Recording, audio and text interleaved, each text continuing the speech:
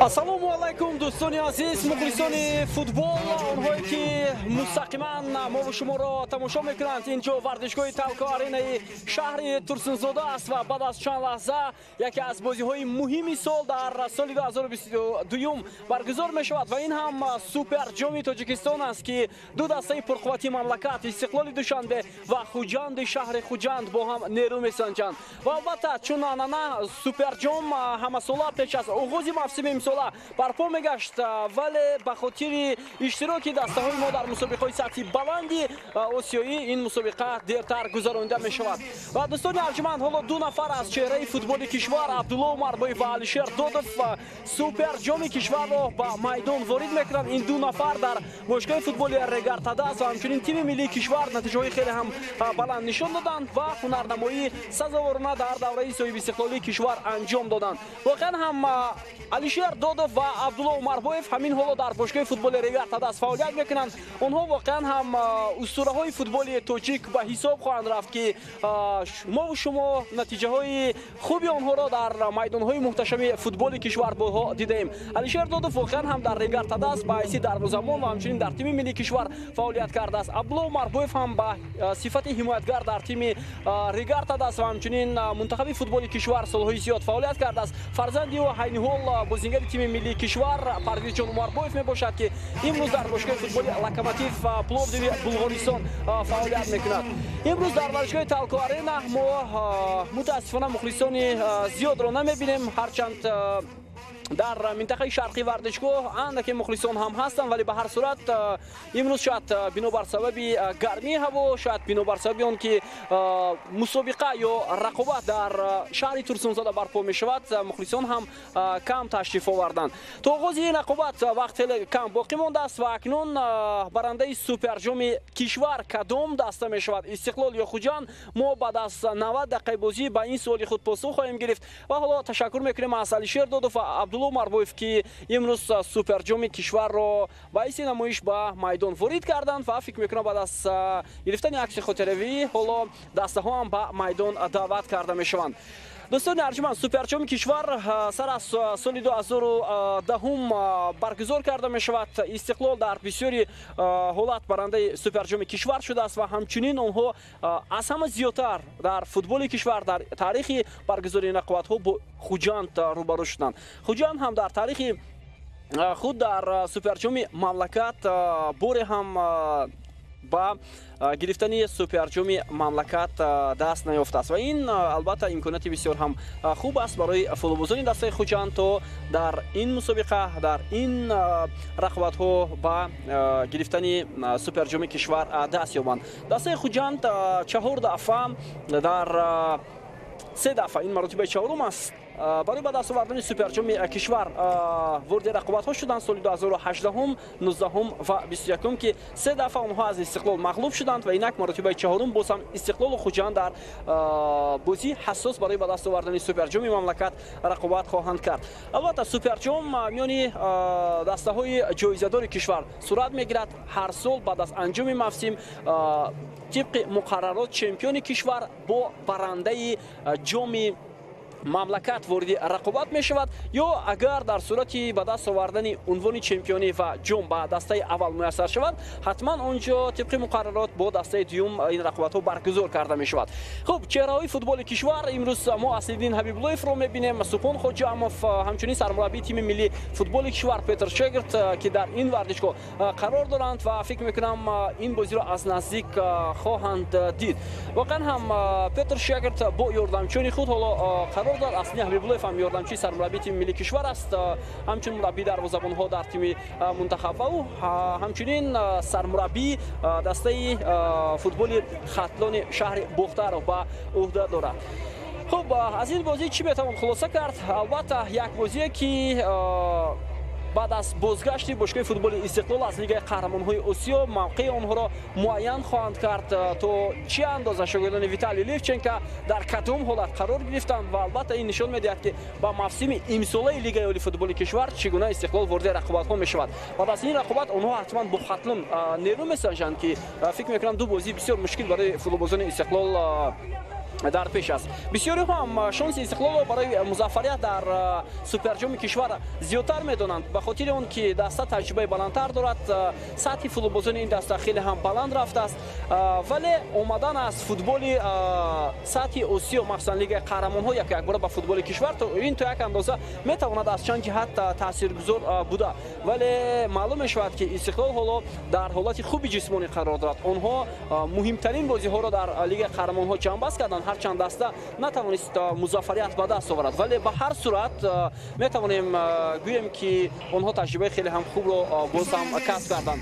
Табризи Давлатмир дар экранҳои мову шумо аст, футболбозе ки бинобар сабаби осеби гирифтааш дар дидори имрӯза ва умуман шояд чанд ҳафтаи дигар ба тими истиқлол кӯмак карда натавонад, ҳамчунин набудани ӯ дар тими мунтахаб низ эҳсос шуд, махсусан дар он мусобиқае ки моҳи март барпо гардид. хуб, бинандаи азиз, ҳама чиз барои ин рақобат омода аст ва ҳоло мо ҳузури дастаҳоро дар майдон хоҳем дид ва махсусан вуруди онҳо. Истиқлол чун ҳамеша бо либосҳои анъанавии худ сурх ҳунарнамоӣ мекунад ва хуҷанд бошад бо пиранҳои наве ки мавсими Аргентина бозӣ мекунад, ё масалан чанд дастаҳое ки бо ҳамин рангҳои либос ҳунарнамоӣ хоҳанд кард. хуб, ҳайати доварон ҳам имрӯз 5 нафар ҳастанд. доварони пуртаҷрибаи футболи кишвар бо роҳбарии Насим Ҳамидов, ӯ яке аз доварони пуркор ва пуртаҷриба ҳам дар футболи кишвар маҳсуб меёбад ки ин бозиро ҳакамӣ хоҳад кард ва ёдовар мешавем ки ба ӯ дар бозии имрӯза боз ҳам доварони канорӣ кӯмак хоҳанд кард, аз ҷумла Холмурод Абдусалом ва Ғайрат Рӯзибоев.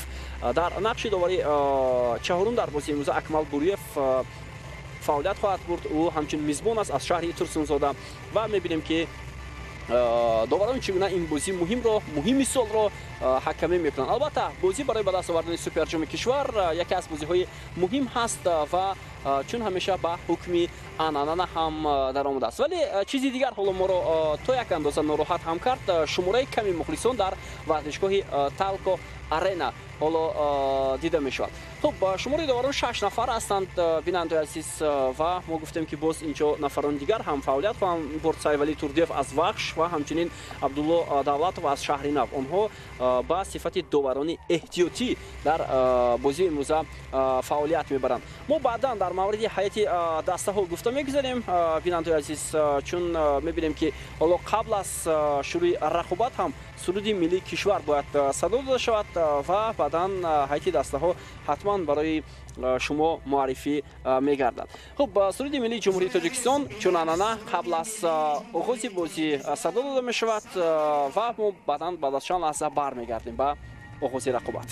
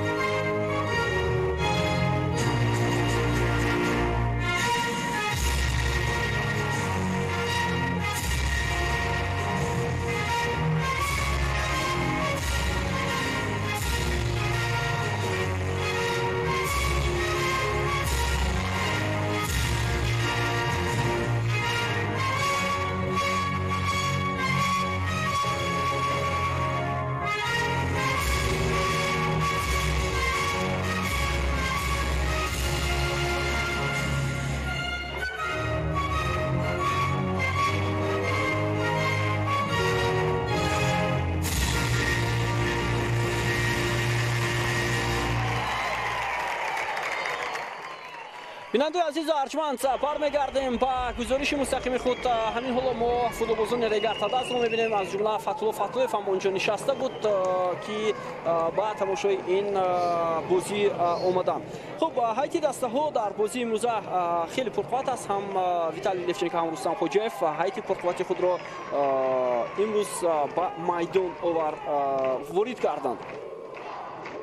واقعا هم این بازی برای هر دو دسته مهم است چونکه ما فینال جام تاجیکستان را خوب در یاد داریم که در شهر خوجند برگزار شد و خوجند استقلال در همان بازی در فینال جام کشور مغلوب کرد در سال 2021 و امروز فرصتی شاید انتقام هم برای دست استقلال فرا رسیده است و همیشه سالهای اخیر خوجند و استقلال برای به دست آوردن جام مخصوصا سوپر جام کشور و حتی در پایگاه قهرمانی در فوتبال کشور هم مبارزه می‌برند. یعنی سالهای اخیر این دو دسته همیشه برای به دست آوردن نتیجه ها و جام ها مبارزه می‌برند. خب این دو دسته هم شرف فوتبال ما را در مسابقه های سطحی آسیا معرفی می‌کنند. یکی در لیگ قهرمان ها، دیگری در جام کنفدراسیون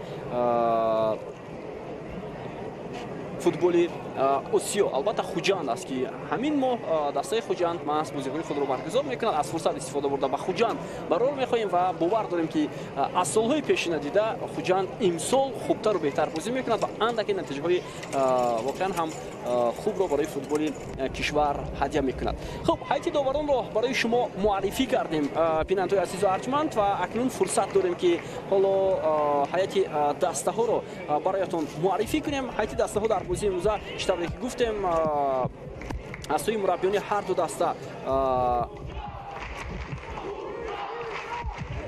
با گیم که بهترین بازیگران استفاده شده است. خب دسته استقلال دروازه‌بان این دسته رقم 1 رستم یکیموف، رقم 5 اسکندر جلیلوف، رقم 44 نیکیتا چچرین، رقم 17 ولادیسلاو کاسمینین، رقم 27 دلیر امام نظرов، 11 شروانی مابачев، رقم 8 نوردین давронов، 70 شهرام سلیمانов، رقم 7 محمدجان رحیمов، 90 اریک بوکوم، رقم 63 منوچهر جلیلوف، کاپیتانی دسته ویتالی لевченко، سرمربی این تیم. خوجند دروازه‌بان رقم 1 دلیرجان баротов، رقم 21 فردوس چکالوف، 66 наимҷон иброҳимзода، 73 алишер баротов، рақами 5 фирдавс абдусалимов, рақами 8 эҳсон бобоев, 77 кароматулло саидов, рақами 62 ҷаҳонгир эргашев, 97 сергей цканян, рақами 22 сорбон афғонов ва 63 муҳаммадалӣ азизбоев. сармураббии ин даста рустам хоҷаев. имрӯз рустам хоҷаев ба ҳайти даста махсусан дар ҳайти асосӣ далерҷон баротовро дар дарвоза гузошт, на шорух қирғизбоев. албатта ҳар ду дарвозабон ҷавон ҳастанд, вале шорух қирғизбоев таҷрибаи хеле ҳам зиёдтар дошт. ӯ шарафи бошгоҳи футболи истиқлолро ҳимоя мекард, вале ҳоло бошад ӯ дар ҳайти дастаи хуҷанд бозӣ мекунад, чун дар истиқлол баъд аз омодаи рустам якимов ӯ тарки ин тим кард. хуб виталий левченко буд ва ҳоло бошад рустам хоҷаев, мураббиёни ҳар ду даста ва мебинем ки кадоме аз ин мураббиён дастаҳои худро хубтар омода карданд ба ин бозии ҳассос.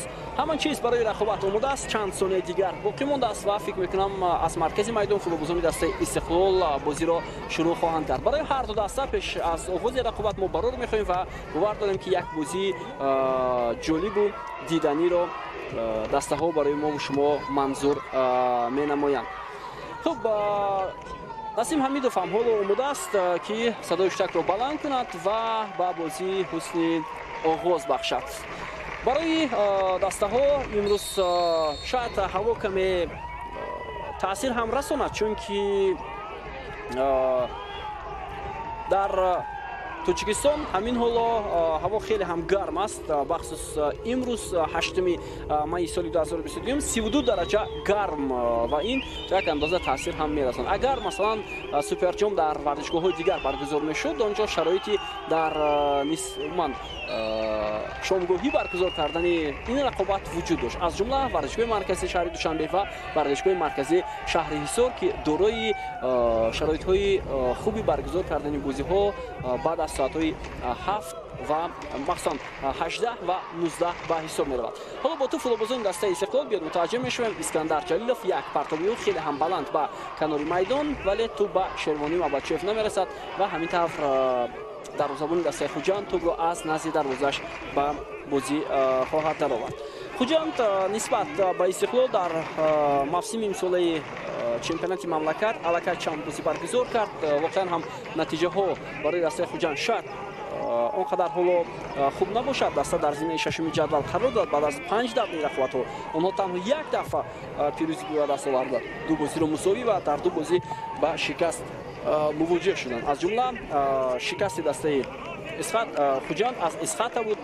ин дар даври аввали чемпионат иттифоқ афтод ва ҳамчунин онҳо дар мавсими имсолаи чемпионати мамлакат боз як бохти дигар ҳам доштанд аз клуби маркази варзиш артиш дар майдони худ 2 дафъа дар мавсими имсола онҳо ба бохт рӯбарӯ шуданд. ҳамчунин натиҷаи мусови бо дастаҳои файскан ба қайд гирифта шуд ва инчунин тими хатлон як муддат баъд аз натиҷаҳои ғайриқаноатбахш махсусан баъд аз бохт аз клуби маркази варзиш артиш сармураббии дастаи хуҷанд Рустам Хоҷаев тасмим гирифт ки аризаи истеъфояшро нависад, вале баъдан роҳбарияти дастаи хуҷанд имзо накарданд ва барои мураббӣ вақт доданд то вазъро дар хуҷанд беҳтар кунад, чунки дар пеш бозиҳои гурӯҳи ҷоми конфедератсияи футболи осиё аст. Ба ин хотир фикр мекунам рафтани мураббӣ ҳам то як андоза хуб нахоҳад буд барои ин даста.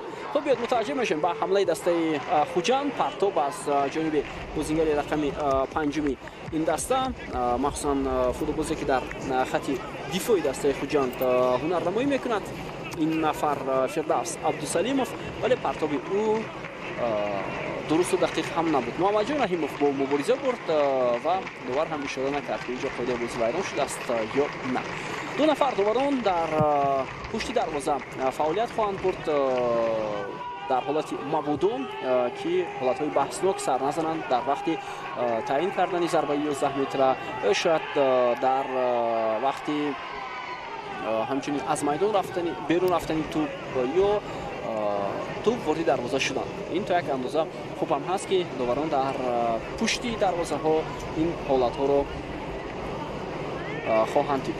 خب شماره کمی مخلصان در ورزشگاه هستند در کنار مقابل. اینجا داور اشاره میکنه نسیم حمیدوف که قاعده بازی ویران کرده شده است در مقابل نیم محافظتگری دسته خوجند احسان بابویف از جانب اریک بوکم، ولی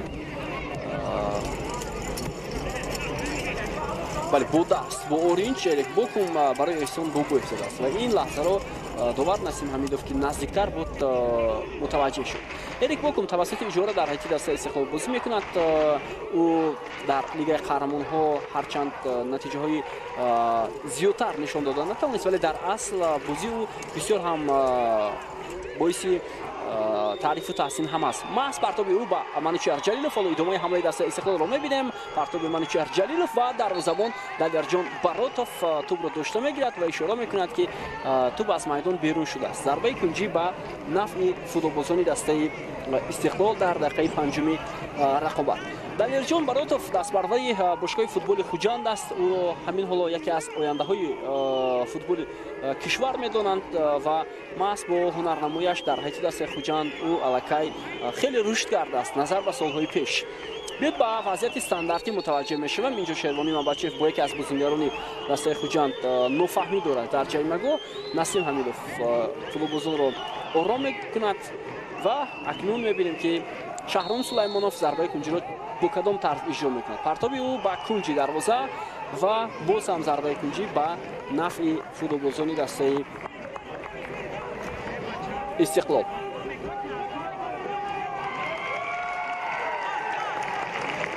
سرگی اسکانیان بود است که توپ را بیرون کرد از جریمه‌گاه. فرصت هست برای فوتبالبازان دسته استقلال. 5 بازیگر دسته استقلال تنها در نزدیکی دروازه‌بان قرار دارند و این معنی آن را دارد که آنها می‌خواهند با همین طرز ضربه کنجی را به نفع خود انجام دهند. سلیمانوف پرتاب شهرام این دفعه بلندتر می رود و وضعیت بسیار هم دشوار برای دسته خوجند. بوکم نتوانست که خوبتر ضربه را اجرا کند جانب دروازه و اینجا نوریدین دورانوف در مرکز میدان توپ را از دست می‌دهد. حمله دسته خوجند پرتاب به کنار فرصت هست و اینجا یک ضربه از جانب عزیزبویف و ضربه کنجی برای دسته خوجند. بهترین فرصتی که داشتن فوتبالبازان خوجند همین حالا بود در دقیقه 6 رقابت، چون که 3 مقابل 2 بود. جهانگیر ارگاشف کاپیتان دسته خوجند بهترین شانس را همین حالا داشت و پرتاب او با محمد علی عزیزبویف بود. ضربه عزیزبویف را حمایتگری دسته استقلال هم برطرف کرد و اجازت نداد برای او. سرگی اسکانیان حالا در نزد توپ قرار دارد و می‌بینیم که پرتاب چگونه ارسال میشود. پرتاب خیلی هم بلند.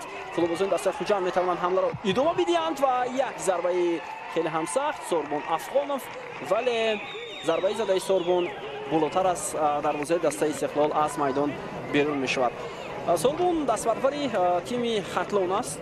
ӯ дар қатори Наимҷон Иброҳимзода, Эҳсон Бобоев, Караматулло Саидов ба дастаи Хуҷанд гузариш кард. Воқеан ҳам баъд аз оне ки дастаи Хатлон дар чемпионати мамлакат натиҷаҳои хуб ба даст меоварад ва чеҳраҳои навро дар футболи кишвар кашф мекунад, дастаҳои пурқуввати кишвар онҳоро ҳатман ба дастаи худ ҷалб мекунад. Воқеан ҳам шарту шароит дар дастаи Хуҷанд нисбат ба Хатлон хубтар ҳам аст. ва медонед ки ҳоло Хатлон ҳам боз имсол ҳам ба як ҳолати ногувори молия, чун мебинем ки даста бисёр хуб ба мавсими имсол омода шудааст. мураббиён хеле заҳматҳои арзанда анҷом доданд, вале мутаассифона ҳамин ҳолатҳо сабаб мешавад ки даста ба мушкилиҳо рӯбарӯ мегардад. қоидаи бозӣ боз вайрон карда мешавад ва зуд футболбозони дастаи Хуҷанд тӯбро ба бозӣ дароварданд. дар муқобили капитани Хуҷанд қоида вайронкунӣ буд. Абдусалимов, Сорбон Афонов дар муқобили Шервони Мамбатчоев, вале бозингари рақами 11 дастаи Истиқлол тӯбро гирифт. акнун ба ӯ имконият намедиҳад Фердавс Абдусалимов ва дар муқобили нимуфизалгари канори дастаи Истиқлол қоидаи бозиро вайрон кард.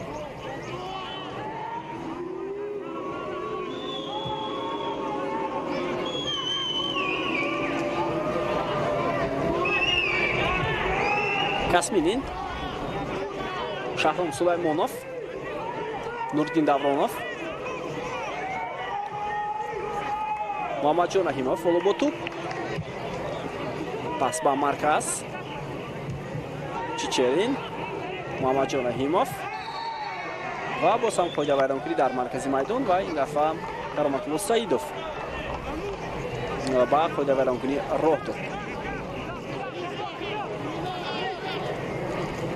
инак 9 дақиқаи бозӣ ҳоло сифарӣ шуда истодааст ва зуд қоидаи бозӣ вайрон карда мешавад. Искандар Ҷалилов, Эрик Бокум аллакай 5 маротиба қоида вайронкунӣ дар бозии имрӯза ба қайд гирифта шуд. Эрик Бокум, фурсат ҳаст барои дастаи Истиқлол, зарбаи Шаҳром Сулаймонов, вале тӯб болотар аст, дарвоза аз майдон берун мешавад.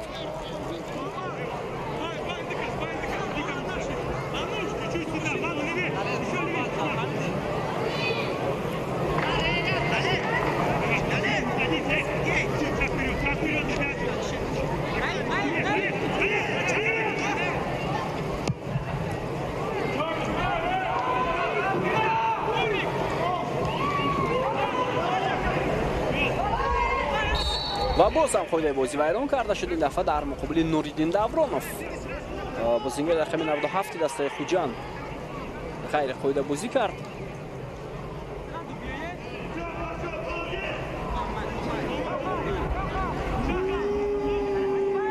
ҳар ду даста бо ҳолатҳои гуногун ворди рақобат шуданд, чунки албатта дастае ки барандаи суперҷом мешавад, ин тим танҳо боз як ҷоизаи дигарро ба хазинаи варзиши худ шомил хоҳад кард.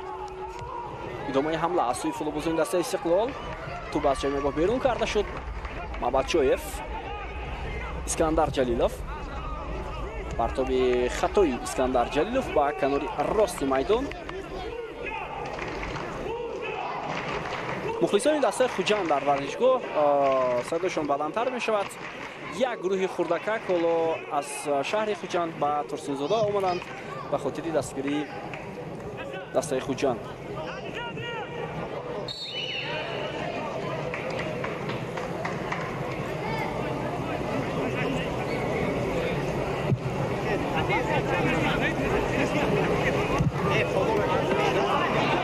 Фирдавс Чакалов, партоби баланди ба ҷаримаи дастаи Истиқлол, фурсат барои футболбозони дастаи Хуҷанд ва Насим Ҳамидов чӣ ишора мекунад? Иҷо довар ишора мекунад ки офсайд будааст. мо лаҳзаи такрорро ҳоло мебинем. бале, воқеан ҳам Ҷаҳонгир Эргашев дар ҳолати Ҷаҳонгир Эргашев буд ё Муҳаммадали Азизбоев, яке аз онҳо дар ҳолати офсайд қарор гирифтанд.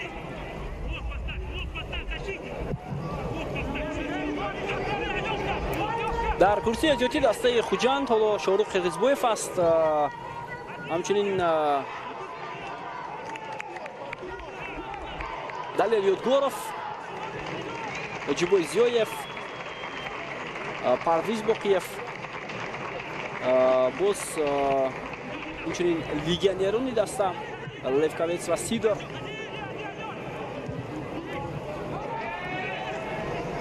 Ва Маҳмуд Хуҷоев, як бозингари дигар, бозингари ҷавони ин тим. Рустам Якимов боз ҳам тӯбро гирифт ва фурсат надод. Искандар Ҷалилов,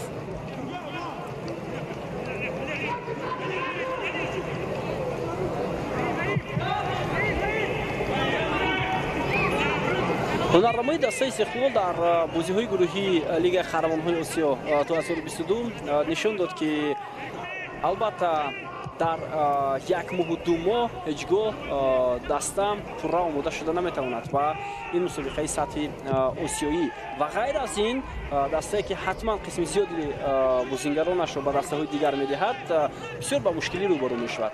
ин дар ҳунаррамои дастаи Истиқлол дида шуд. Хуҷанд бошад ҳамасола пеш аз оғози мавсим куллан ҳайти худро нав мекунад. Имсол ҳам назар ба соли гузашта чанд фулобоз нав шуд дар ҳайти даста ва акнун мебинем ки дар ҷоми Африка дастаи мазкур чӣ гуна баромад мекунад, чунки соли гузашта масалан дар хати ҳамла дар ним муҳофиза бозингароне буданд ки тарки дастаи Хуҷанд ҳам карданд, ба дастаҳои кишвар ва ҳамчунин берун аз Тоҷикистон рафтанд. Хуҷанд дар як гурӯҳ бо дастаҳои хеле ҳам қавии Осиё минтақа махсусан рақобат мекунад. ҳамаи дастаҳо даъвогари асосӣ ҳастанд барои роҳ ёфтан ба давраҳои баъдии ин мусобиқа. Ҷаҳонгир Эргашев тӯбро нигоҳ дошта наметавонад дар назди худ ва акнун тӯб дар пои футболбозони дастаи Истиқлол. Манучер Ҷалилов ба ӯ фурсат намедиҳад. маҳз капитани дастаи Хуҷанд Эргашев, Кароматулло Саидов, боз ҳам Ҷаҳонгир Эргашев, футболбозони дастаи Хуҷанд ҳоло тавассути Маҳмадалӣ Азизбоев метавонанд ҳамларо идома диҳанд ва тӯбравои Эҳсон Бобоев дар марказ бисёр ҳам олӣ буд. Сорбон Афғонов, на, Фирдавс Абдусалимов нагузошт ки тӯб аз майдон берун шавад. дастаи Хуҷанд дар як гурӯҳ бо Дордои Қирғизистон ва Копетдаги Туркманистон бозӣ мекунад.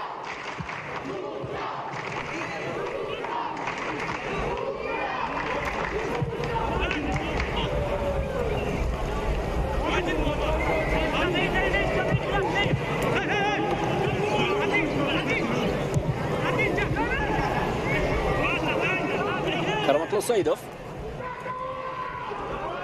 Сорбон Афғонов. бозиҳои дастаи Хуҷанд дар ҷоми Конфедератсияи футболи Осиё дертар баргузор мешаванд. тибқи нақша ин мусобиқа моҳи июн баргузор хоҳад шуд. рақобатҳо ҳам гурӯҳи клуби маркази варзиш Артиш ва ҳамчунин дастаи Хуҷанд.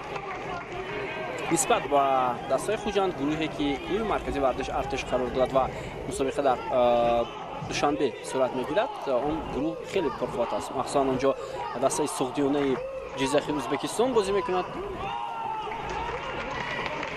инчунин Нефтчи аз Қирғизистон ва Алтинасир аз Туркманистон.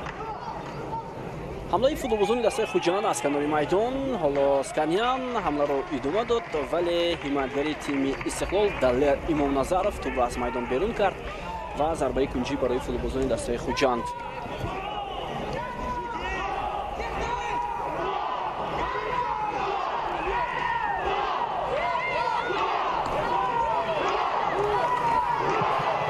дарбаҳои кунҷӣ баробар ҳастанд, 2-2. партоб бенатиҷа.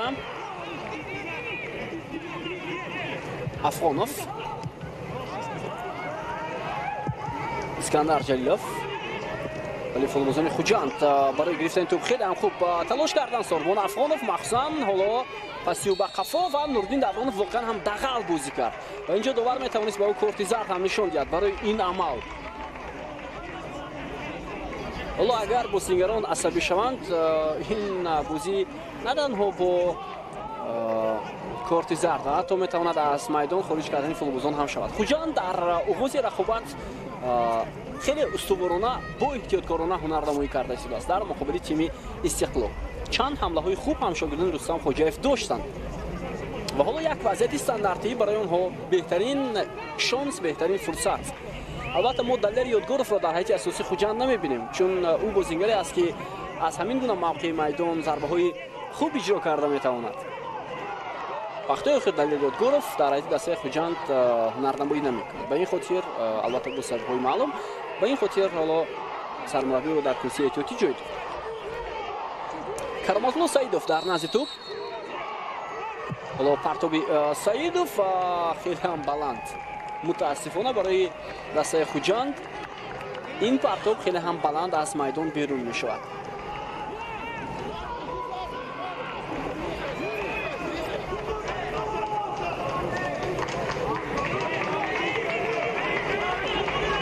در ورزشگاه البته خرد و کلان با تماشای این بازی آمدند. بازی با اشتراک دو دسته همین حالا پرقوتی مملکت. دو دسته که هر سال در چمپیونات مملکت برای عنوان ها تلاش میکنند. شاید امسال باز دسته های دیگر هم به رقابت پردازند چون حالا آغاز موسم امسال لیگ فوتبال کشور نشان میدهد که نتیجه بازی ها پیشگویی نشونده هم هست. مثلا دیروز در بازی فیضکند رگرتاده است این چیز برعلا مشاهده گردید. ادامه حمله دسته استقلال محمد جان رحیمов ضربه میزنند و فوتبالبازان خوجند صد میگذارند. давронов کاسمینین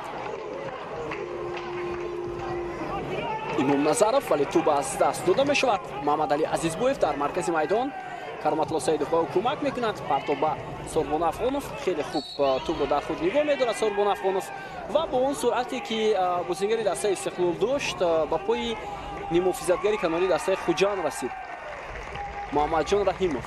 Ба ин хотир довар зарбаи ҷаримавӣ таъин кард. Ҷаҳонгир Эргашев ӯ интизор дошт ки ҳамин ҳоло ҳамлагари дигари дастаи Хуҷанд ворди ҷаримагоҳ мешавад. اما این طور نشد. در نقش حمله‌گری مرکزی در هیئت دسته خوجند محمد علی عزیزبویف بازی می‌کند. او در وضعیت‌های استانداردی می‌تواند به تیم خود کمک نماید.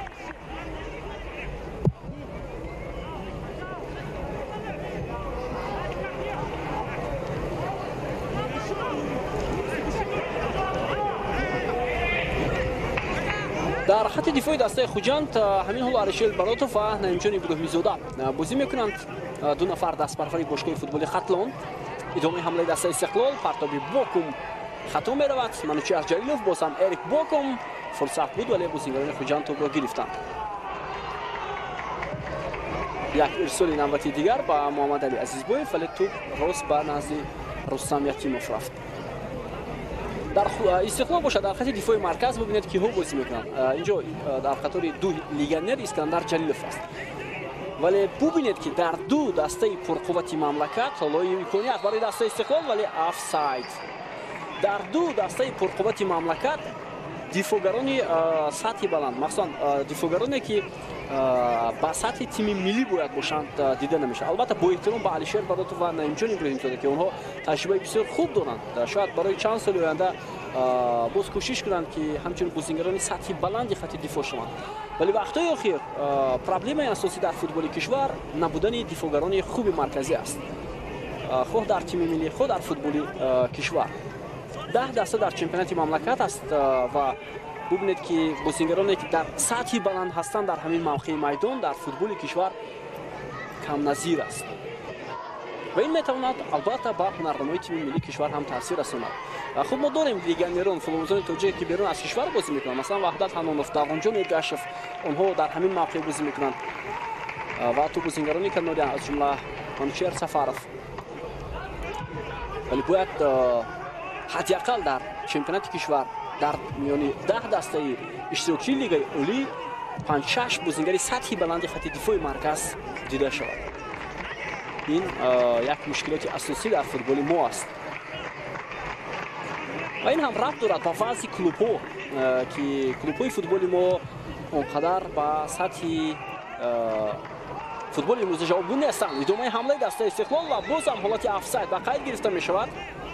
Манучар Ҷалилов, капитани дастаи Истиқлол, афсӯс мехӯрад ки чӣ гуна ӯ дар офсайд қарор гирифт. биёед ба лаҳзаи такрор таваҷҷӯҳ мекунем. бале, инҷо аз ҳамин зовия дидан ин аст ки замоне ки Бокум тӯбро ба Манучар Ҷалилов ҳаво додани шуд, ҳолати офсайд ба қайд гирифта шуд. ду маротиба аллакай бозингарони Истиқлол аз дифоъгарони дастаи Хуҷанд пеш мегузаранд. ва боз як мушкилоти асосии дигари футболи мо ҳамин ҳоло дар сатҳи тими миллӣ камёфт будани бозингарон махсусан аз чемпионати мамлакат. Масалан, қисми зиёди бозингарони тими миллиро бозингарони тартиб медиҳанд ки дар дастаҳои хориҷ, яъне берун аз Тоҷикистон ҳунар намоӣ мекунанд. қисми зиёд ва ҳатто ҳайати асосиро ҳам гӯем хато намекунем. ва бубинед ки дар чемпионати Тоҷикистон аз миёни 10 даста футболбозоне ки ба тими миллӣ даъват мешаванд хеле ҳам кам ҳастанд шуморашон. қисми зиёди онҳо аз Истиқлол ва баъдан аз Хуҷанд даъват карда мешаванд.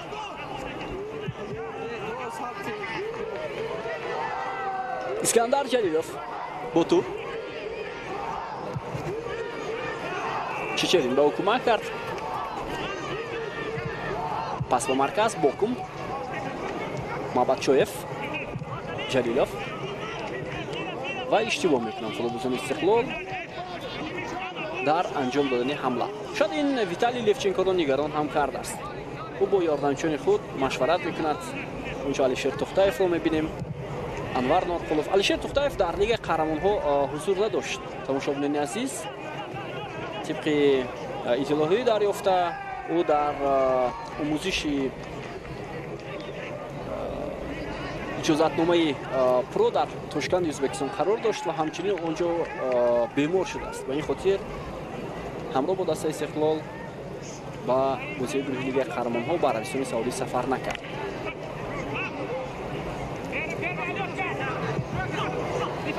Момаҷон Раҳимов аз канори майдон як пас ба Шервонӣ Мабадшоев, вале ин ҳамлаи дастаи Истиқлол боз ҳам бенатиҷа. ҳеҷ як аз ин дастаҳо ҳоло бартарӣ комил надоранд, яъне бартарӣ зиёдтар нест. хуб, имрӯз дар қатори мардон бонувони зебо, шояд онҳое ки футболро бештар дӯст медоранд, ба варзишгоҳ омаданд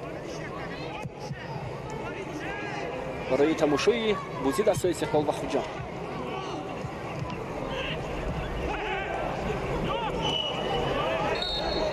шояд онҳо меҳмонҳои махсусе бошанд ки дар фарҷом дар маросими супордани ҷоизаҳо иштирок кунанд. қоидаи бозӣ боз ҳам дар маркази майдон вайрон карда мешавад.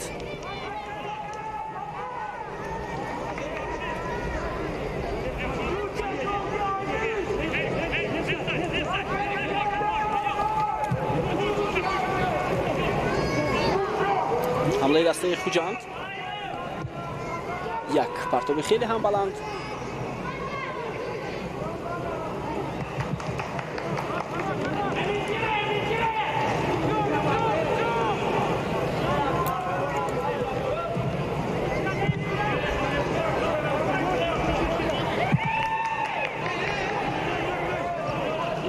бо ту боз ҳам футболбозони дастаи Истиқлол ва Насим Ҳамидов ишора мекунад ки инҷо ҳам қоидаи бозӣ вайрон шудааст.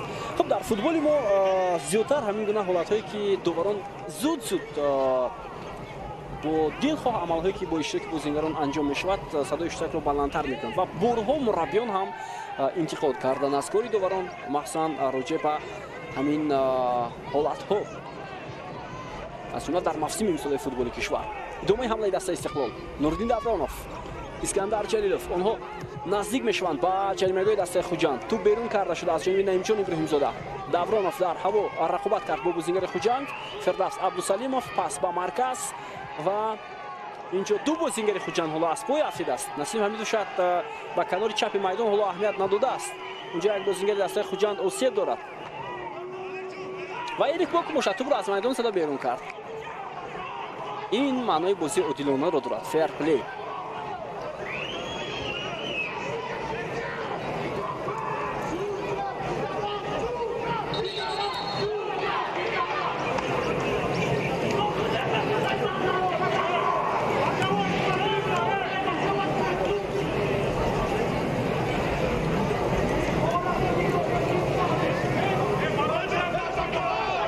Firdavs Chakalov برای گرفتن توپ با دلار امام نظرов مبارزه برد و محض حمایتگری کناری دسته خوجان حالا اندکی آسیب برداشته است. ویتالی لفچنکو با نوردین davronov حالا دستور میدهد. این هم گروهی مخلصان دسته خوجان هستند که حالا در ورزشگاه تالکو آرینا قرار دارند.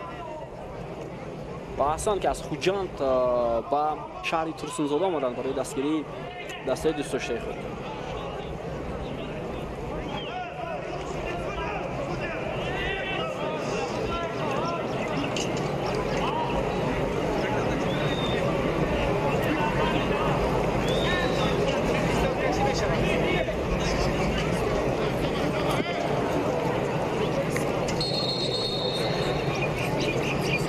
از فرصت استفاده برده رستم خوجایف هم با شاگردانش دستور میدهد. پتر شرگت در اکران های ما و شما سرمربی تیم ملی فوتبال کشور او را امتحانی سخت رساند که در ماه ایون در بازی انتخابی جام آسیا در تیم ملی فوتبال کشور انتظار است.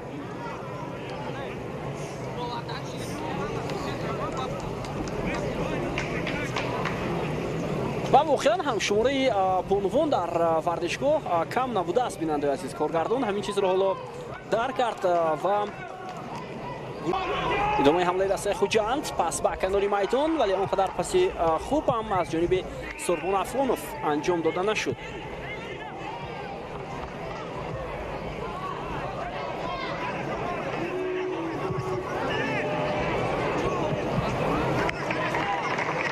دایرجان باراتوف تو داشته میگیرد. خب اینجا باز چهره‌های دیگر را هم دیدن ممکن است، از جمله بویریک امبردیف سرمربی دسته روشن و چیزی مینویسد برای خود. دسته روشن در میانه هفته با خوجان بازی دارد در دوره رقابت‌های دور ششم چمپیونات مملکت و این خاطر حالا بویریک امبردیف لحظه‌های این رقابت رو با شکل دسته خوجان برای خود نوشته میکند. تو اونها حتما با دسته روشن با هیئت فوتبالبازان این دسته را تحلیل کنند، بازی این تیم را و بر رقابت‌ها پردازند. توپ را با فوتبالبازان استقلال شهرام سلیمانوف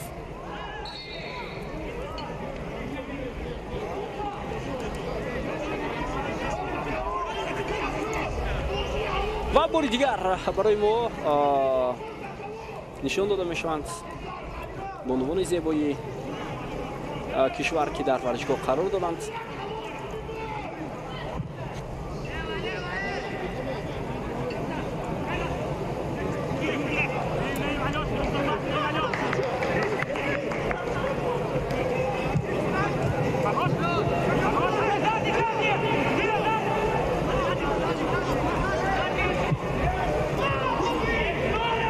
چیچرین در مرکز میدان شهرام سلیمانوف اریک باکوم بازیگزاری خوبی فوتبالبازان استقلال حالا پس به کناری میدان شروانی مبادچویف حمله دسته استقلال ادامه میکند. پرتابی و سوربان افغانوف نه فردوس عبدالسلیموف معذرت خوب و ارزنده مبارزه برد و تو با یک دستش به او از میدان بیرون شد. رستم خوجایف واقعا اعتراض میکند بعد از پروردانش. محمد جان رحیموف ضربه کنجی سیوم است برای استقلال. بله سیوم است، ضربه کنجی سیوم رو حالا اجرا می‌نماید. پرتاب خیلی هم بلند با جریمه گفت و دلیرجان باراتوف از دروازه اندکی بیرون آمد و این حالت را رفع کرد. با تو بازم فوتبالبازان دسته خوجان افغانوف و نوردین davronov قاعده بازی را ویران کرد.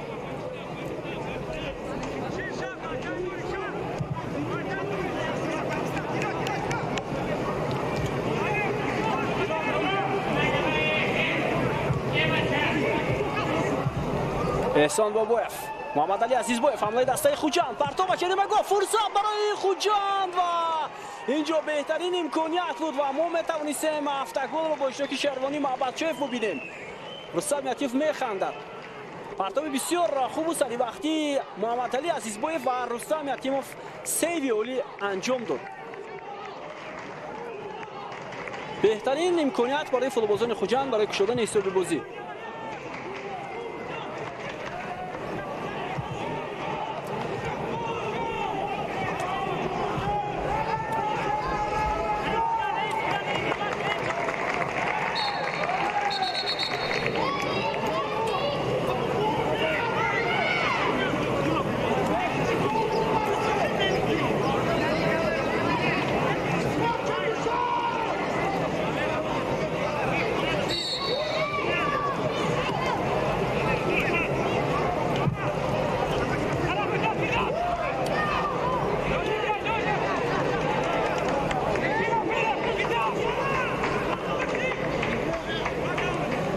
دقیقه 33 بازی است. تماشاگران عزیز، حساب شده نشده است در بازی امروز هم.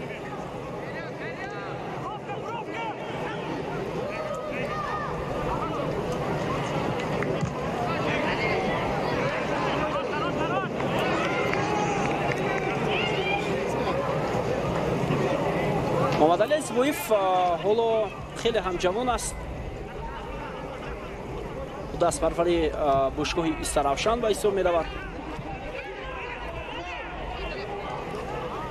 دلیرجان براتف ضربه او با کنار راست.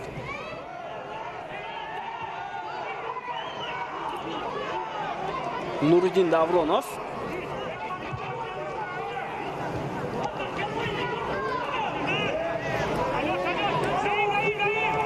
اسکندر جلیلوف توپ را به کرامتالله سیدوف از پای حمایتگری دسته استقلال ادامه میدن. حمله را فوتبالبازان دسته خوجند. پس به کنار چپ محمد علی عزیزبایف ارسال توپ به مرکز جهانگیر ارگاشف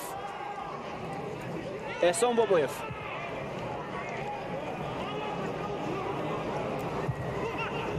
باز هم حمله دسته خوجند ادامه میکند. نعیم جان ابراهیم زاده یک پرتابی او با جریمه‌گاه فوتبالبازان خوجند توپ را بیرون میکنند. فرصت برای ارگاشف ولی ضربه او را رستم یکیموف برطرف میکند. بهترین امکانیت هم بود برای دسته خوجند.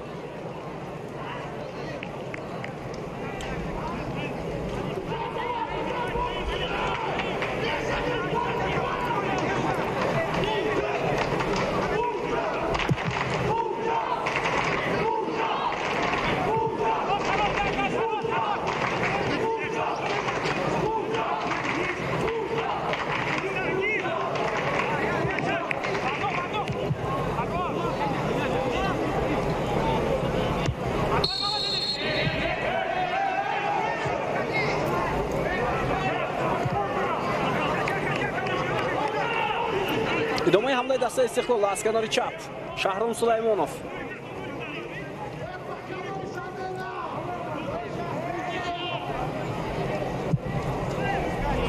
پرتابی خیلی هم بلند.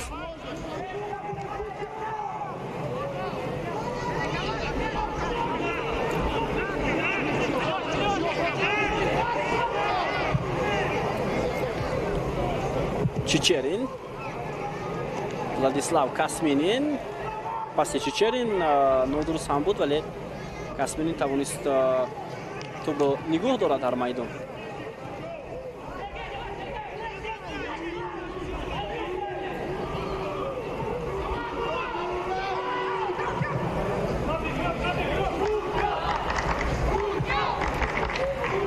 اسکندر جلیلوف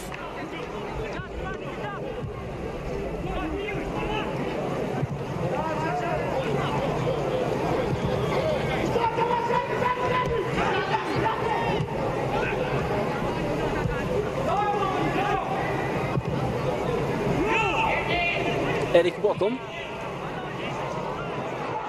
حمله دسته استقلال منوچهر جلیلوف ولی باز هم حالتی افساید بوده است. داوری کناری اینک سه حمله دسته استقلال رو با افساید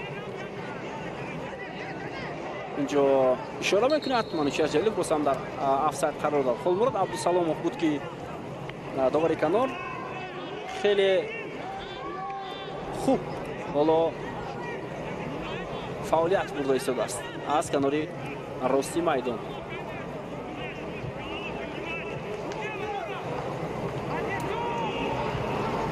ادامه حمله دسته خوجند پس به کناری راست سوربون افغانوف پرتابی او و تو به بازیگری دسته استقلال میرسد. اسکندر جلیلوف بود. بازیگران خوجند اعتراض میکنند که تو به دستی بازیگر استقلال رسیده است. تو از میدان بیرون میشد از پای نورالدین давронов. فتولوف در اکران های ما و شما و ما لحظه تکرار رو منتظر هستیم. سوربون افغانوف تو به شکم اسکندر جلیلوف رسیده است. در باره تکرار این چیز معلوم است. کرامتالله سیدوف جهانگیر ارگاشف خیلی خوب توپ رو در خود نگاه می‌دارد. Фирдавс Шакалов, Эҳсон Бобоев, партоби диагоналиу бисёр ҳам олӣ ба Сорбон Афғонов. Ҳамлаи дастаи Хуҷанд идома мекунад. Ҳоло партоб ба ҷаримагоҳ ва Касминин тӯбро берун кард. тӯб ҳоло дар чанд дақиқаи охир зери насоати футболбозони дастаи Хуҷанд аст. Наимҷон Иброҳимзода. Ирсоли ӯ хато буд.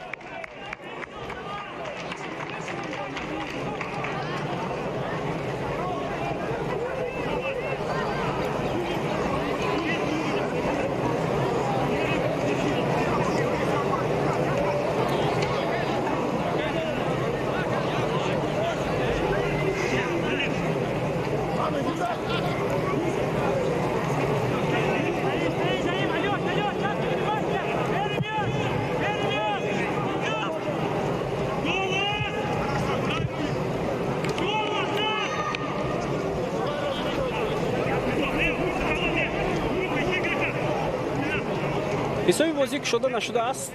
бинандаи азизу арҷманд, дақиқаи 39 бозӣ.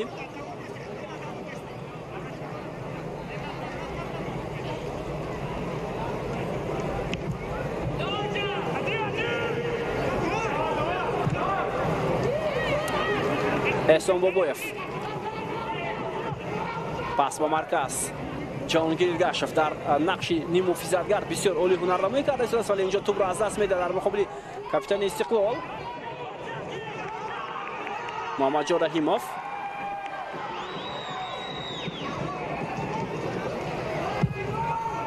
партоби Муҳаммаҷон ва ба мавқеи ноаниқ.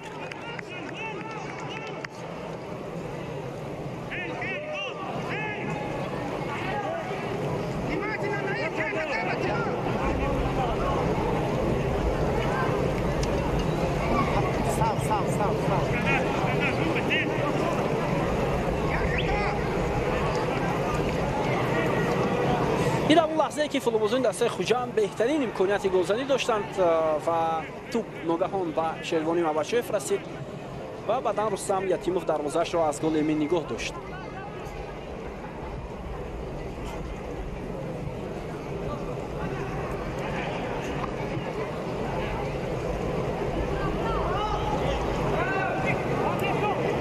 احسان بابایف پرتاب خیلی هم بلند.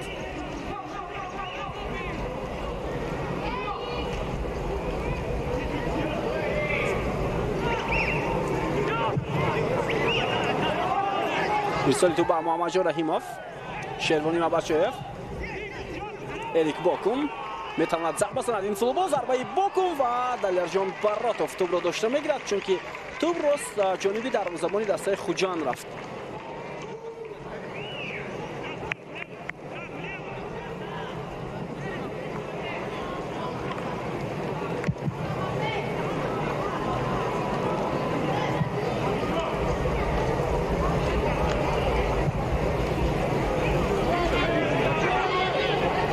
فوتبالبازان استقلال باز هم حمله خود را ادامه میدن. شهرام سلیمانوف بسیار خوب بازی میکنند. پسی با منوچهر جلیلوف و حمایتگری دسته خوجند فردوس عبدالسلیموف برای برطرف کردن این حمله کوشش خیلی خوب انجام داد.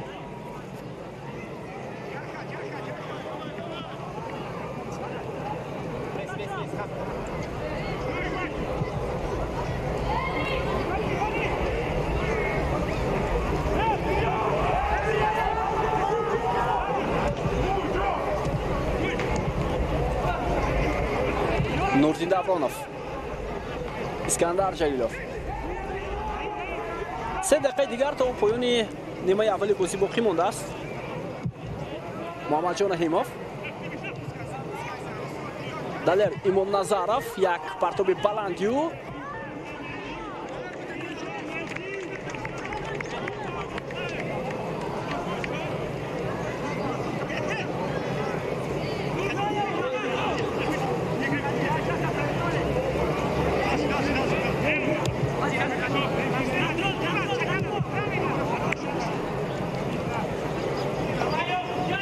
Шакалов, Карматло Саидов, боз ҳам Фирдавс Шакалов. ҳамлаи дастаи Хуҷанд аз ҷониби Шакалов идома мекунад. ӯ дар муқобили Шаҳром Сулаймонов, вале баъдан далери Имомназаров тӯбро аз поё гирифт.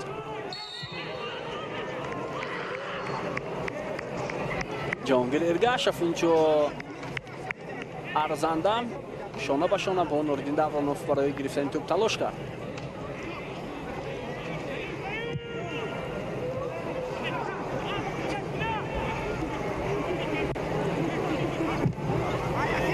پرتابی بلندی نوردین دورانوف و شیروانی باباشوف و توپ بیرون کرده میشد از جریمه گل. بازم فردوس عبدالسلیموف این کار را انجام داد.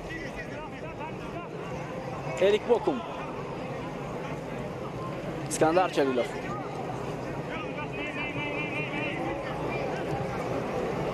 بوکوم، شهرام سلیمانوف و فوتبالبازان استقلال همین طور نتوانستند توپ را در اختیار خود نگاه دارند.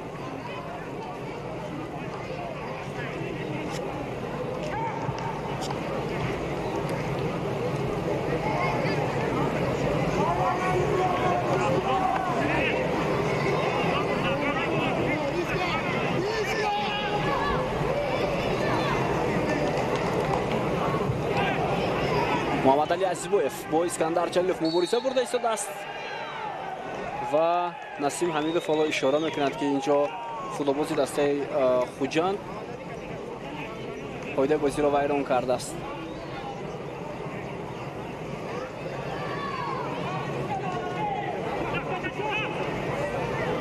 اسکندر جلیلوف ثانیه های با شمار تا پایانی این رقابت در نیمه اول باقی ماند.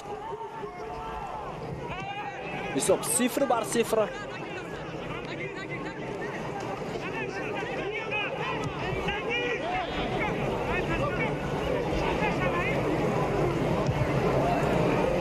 Федор Чакалов.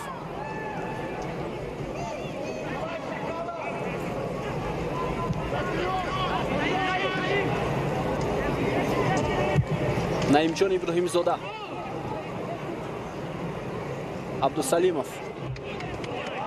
Бокум тӯбро мегирад. 45 дақиқа нимаи аввал ба анҷом расид. довар 2 дақиқа илова мекунад ба нимаи аввали рақобат. Манучеҳр Ҷалилов партоби ба Бокум. Фурсат барои футболбозони Хуҷанд, аммо Алишер Баротов имконият намедиҳад ба ҳамлагари дастаи Истиқлол.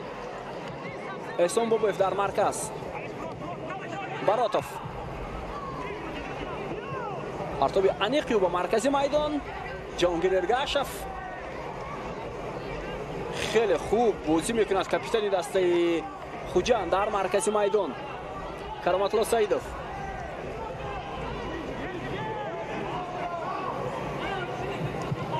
боз ҳам Эргашев.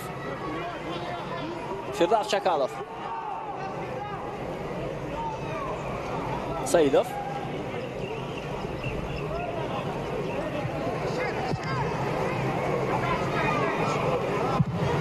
партоби замини Чакалов ба ҷаримагоҳи дастаи Истиқлол бенатиҷа. Алишер Баротов ба маркази майдон меояд, ҳимоятгари маркази дастаи Хуҷанд. ҳоло тӯб аз майдон берун мешавад.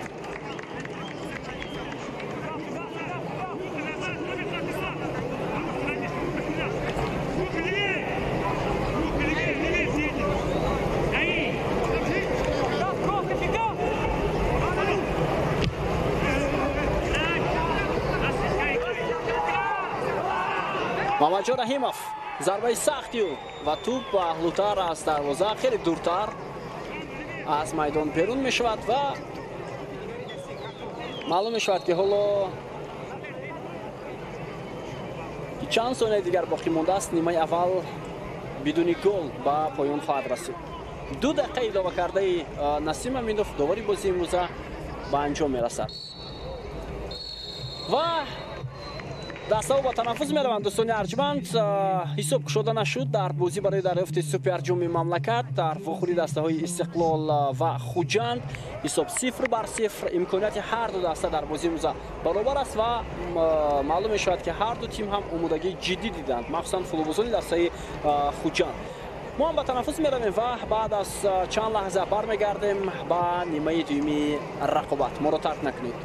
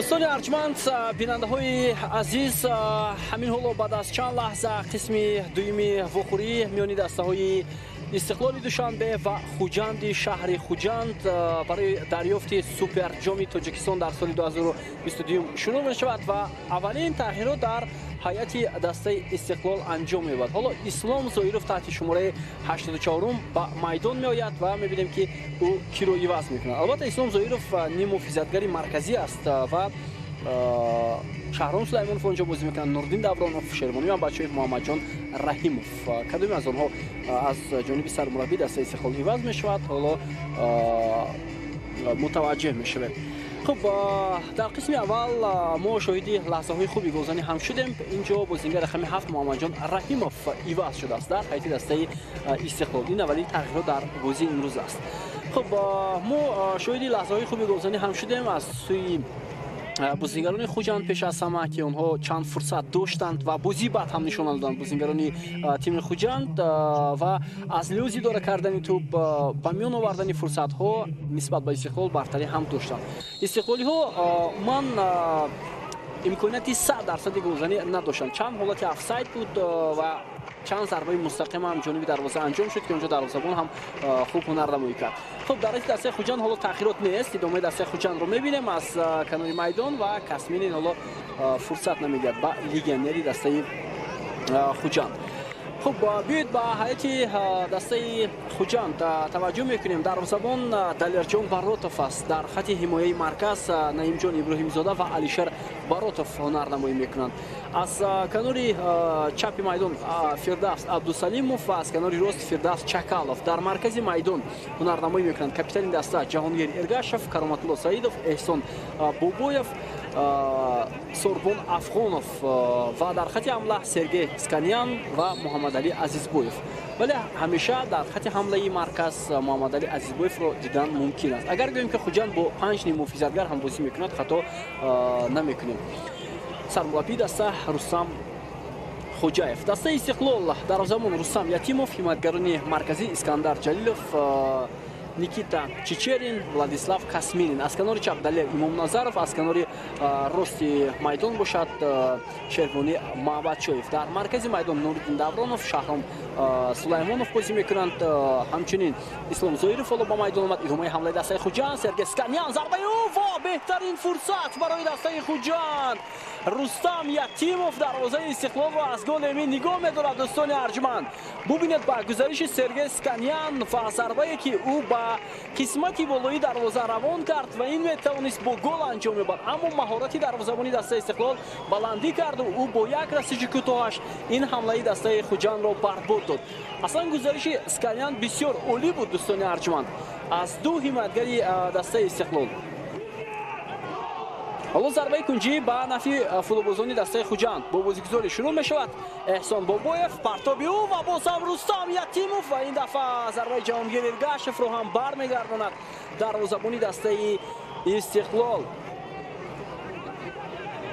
خب در خط حمله دسته استقلال بازی میکنند اریک بوکوم و منوچهر جلیلوف. کاپیتان دسته است منوچهر جلیلوف. سرمربی دسته ویتالی لفچنکا. بازی امروزه رو نسیم حمیدوف دوباره از شهر دوشنبه حکمی دارد. ضربه جهانگیر ارگاشف، حالا توپ از میدان بیرون نشده است. سرگی اسکانیان و نوردین دورانوف اینجا خود بازی رو ویران کرد. نیم محافظتگری دسته استقلال در بازی امروزه زود به خود ویران کنی ها راه میدهد. در قسم اول تو 3 مراتب او این کار را انجام داد و حالا هم همین گونه فرصت یعنی خود ویران کنی از سوی نیم محافظتگری دسته استقلال به میان آمد و او سرگی اسکانیان را از پای افتانید و او را میپرسد نوردین دورانوف از بازیگری دسته خوجند. محمد علی عزیزبویف اونجا در قسمت دیگری میدان حالا جراحت برداشته است. تایپانی دسته خوجند به او زود کمک میکنند. باز هم فتولویف برای ما و شما نشان داده میشد. او با هم دسته هایش در هیئت دسته ریگرتاده است. یک جا این بازی را از ورزشگاه تماشا دارند.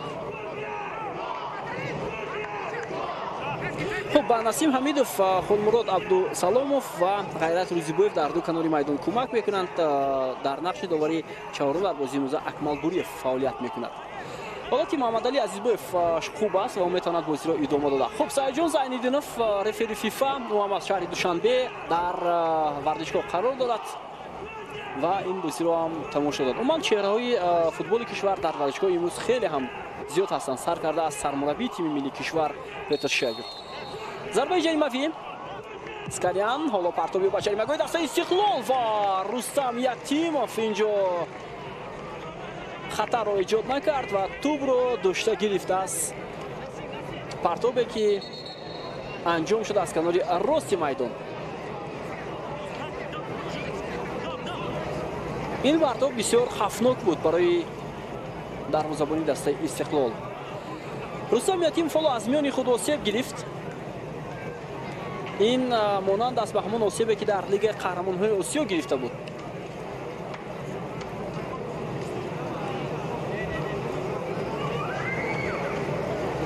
حالا می‌بینیم که او میتواند بازی را ادامه داده یا نه. طبیبان دسته استقلال زود به او کمک میکنند.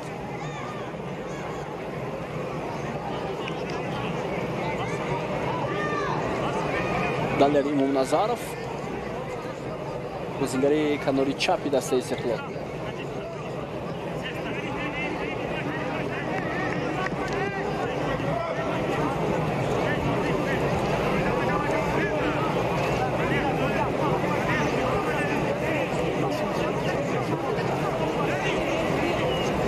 استقلال چند پیشتر از عربستان سعودی به وطن برگشت. این دسته در رقابت‌های گروهی لیگ قهرمان‌ها 6 بازی انجام داد. نتیجه‌های خوب هم به خرج گرفته نشدند. تنها پیروزی در دوره اخیر و این کفایه نبود برای برآمدن دسته استقلال به دوره دیگر. برخورد نوریدین ابرانوف و جهانگیر گشف در مرکز میدان برای گرفتن توپ، ولی داور اشاره می‌کند که کاپیتان دسته خوجند قاعده بازی را ویران کرده است.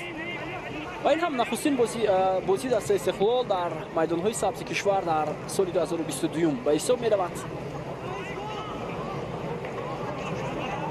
و بعد از این بازی ها با شکل دسته استقلال در چمپیونات مملکت ادامه خواهند کرد و همچنین چند بازی موقوف مانده لیگ عالی فوتبال کشور. شهرام سلیمانوف پرتابی بلندیو با جریمه‌گوی دسته خوجند، سوربان افغانوف توپ را بیرون کرد.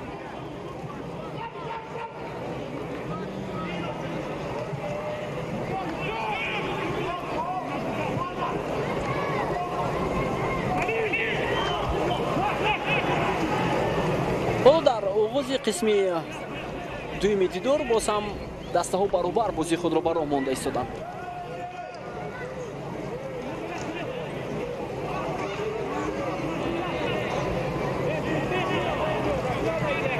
توپ جریمه‌گوی دسته خوجند هوا داده شد. اریک بوکون بود.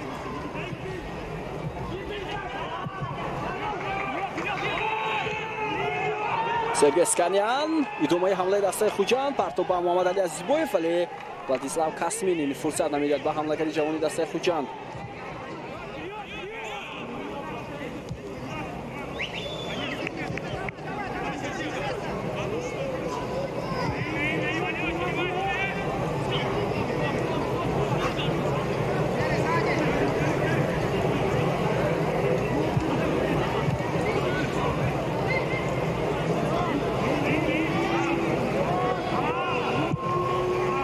پرتابی بلند انختاش، پرتابی دیاگونال با کناری چپ دلیر امام نظرов و فردوس چکالوف با او مانع میشه.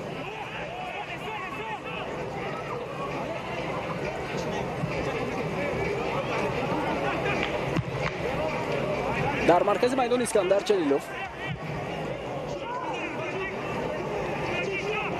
شلمونی محمدشویف، اسکندر جلیلوف پرتابی با جریمه‌گاه، دلیر امام نظرов،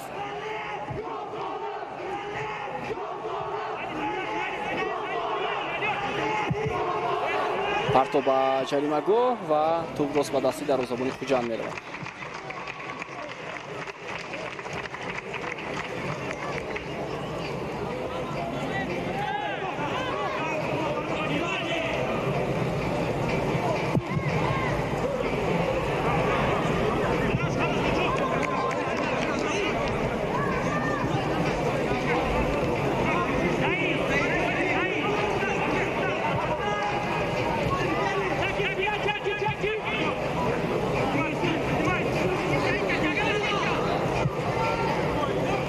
حمله دست استقلال از کناری راست.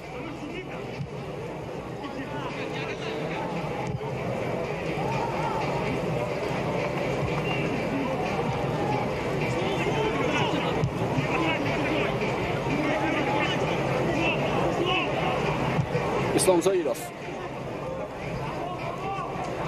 شروانی مباشف، نوردین داورانوف، اسکندر جلیلوف، والا توپ رو میگیرد کرامت‌الله سعیدوف و اوت. پایده ویران کنی نبوده است.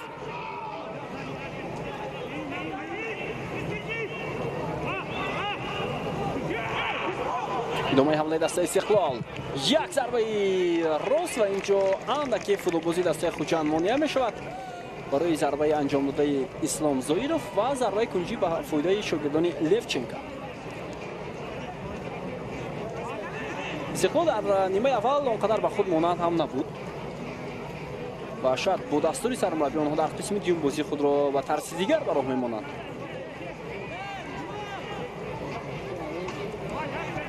شهرام سلیمانوف،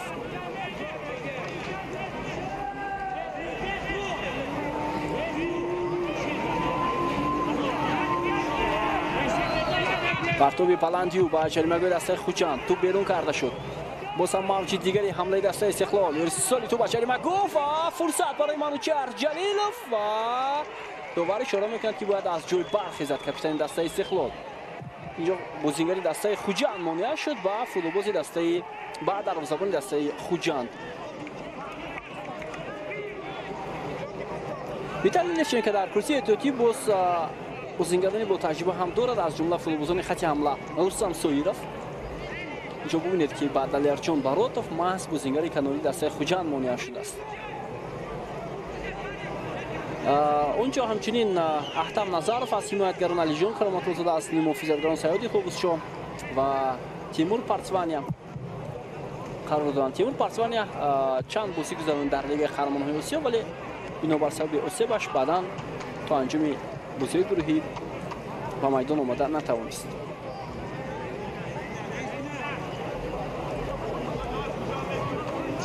واکم تو بازو میگیرند کرامت‌الله سعیدوف ولی فارغ بولی کرد. محافظتگر دسته خوجند زود توپ را از پای او گرفتن فوتبالبازان استقلال. نوردین داورانوف، حالا پاس اینجا توپ آزاد گرفته شده است از بازیگری دسته استقلال. محمد علی عزیزبویف، حمله دسته استقلال باز هم ادامه دارد. شروانی مباشف، اسلام زاییروف، پرتاب خیلی هم بلند با کناری میدان، بسیار یک پرتاب خوب با دلیر امام نظرف، گزارش دلیر. شهرام سلیمانوف خیلی خوب میگذارد. شهرام سلیمانوف بازیگران دسته خوجند را ارسال انجام داده دلیر امام نظرف بلندتر بود.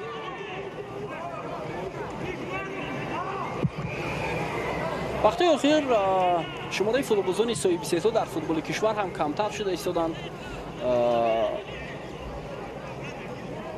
در هر یک کلوب اگر متوجه شوید غیر از هیئت اساسی باز قریب به حساب میمونه 15 نفر در هیئت جوانان هم هست. مثلا این وسیله هیئت جوانانی که پیش از بازی‌های لیگ اولی هیئت اساسی بازی خود را برگزار میکنه. اگر 10 دسته در چمپیونات کشور راهنمایی کند 10 دسته همچنین هیئت جوانان دارد و حساب میان اگر توجه کنیم مثلا 100 یا 150 بازیگر هم در هیئت جوانان هست. باید اونها حداقل اگر مثلا 50% هم باشد 20% اون خوب درخشد برای فوتبال کشور این کاری کلان است. ولی متاسفانه همون بازیگرانی که از هیئت جوانان راهنمایی میکنند بعداً کارهای فوتبالبازی خود را با سبب‌های معلوم ادامه دادن نمیتوانند. سببش وضع نه آنقدر استواری دسته‌های فوتبال کشور از کلوب‌های کشور به حساب می‌رود و بعد از چند سالی با فوتبال مشغول شدن و این نمودی ورزش رو همچون شغل اساسی خود پیشه کردن بازیگران در سن جوانی از ادامه فعالیت دست میکشند و باید سر این مسئله جدی‌تر مناسبت کنیم تو برای چند سال آینده چهره‌های نو پیدا شوند در فوتبال کشور.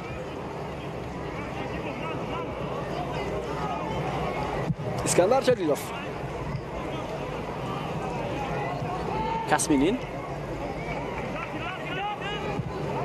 Pas ba kanori chap. Imom Nazarov. Bosam Vladislav Kasminin. Nuriddin Davronov.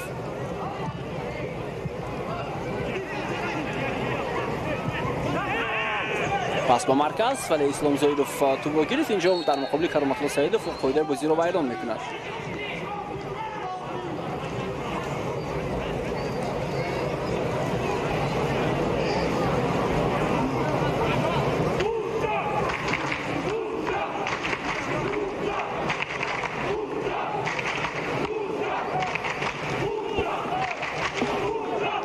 از آغاز قسم دیوم هم 15 دقیقه سپری شد.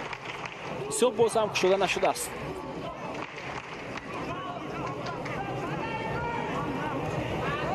بازی‌هایی بودند که در سوپر جام مملکت حالا حمله دست خوجان رو می‌بینیم و ضربه کنجی است یا نه؟ نه، اینجا داور شده می‌کند که توپ از پای فوتبالیست دست خوجان از میدان بیرون شده است. خب بودند بازی‌هایی که در وقت اساسی مساوی انجام می‌افتند. مخصوصا سال 2015 استقلال دوشنبه با خیر وحدت بازی میکرد، وقت اساسی مساوی انجام می‌یافت و بعد از ضربه‌های پنالتی استقلال پیروزی به دست آورد. تنها یک مرتبه این حالت اتفاق افتاد. اما از با اشتراک دسته‌های استقلال خوجند بازی فوتبال را ما سال 2018 دیده بودیم. 3-2 اونجا دسته استقلال غلبه به دست آورد. پرتو جریمه روی دسته خوجند. منوچهر جلیلov و ضربه میزند جانبی دروازه، اما دلیرجان براتov توپ را داشته میگیرد و فرصت نمیگیرد. سال گذشته برای به دست آوردن سوپر جام استقلال و روشن با هم بازی کردند و استقلال با 2-0 غلبه کرد. از این پیشتر استقلال خوجند را شکست داده بود با 2-1 در سال 2020.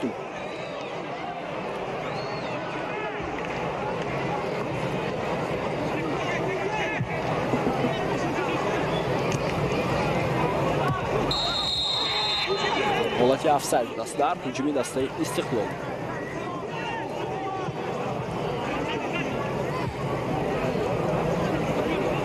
بنابر شرکت دسته های استقلال خوجند در بازی برای دریافت سوپر جام مملکت، رقابت این دسته ها در دور ششم چمپیونات مملکت با روز چهارشنبه گذرانده شد. پنجشنبه معذرت خوجند با روشن بازی میکنند در میدان خود و حتما در میدان خود استقلال قبول خواهد کرد. رستم سویروف حالا آمادگی میگیرد و میبینیم که کی رو عوض میکند. سویروف در خط حمله از بازیکنان استقلال بوکو و منوچهر جلیلov هستند.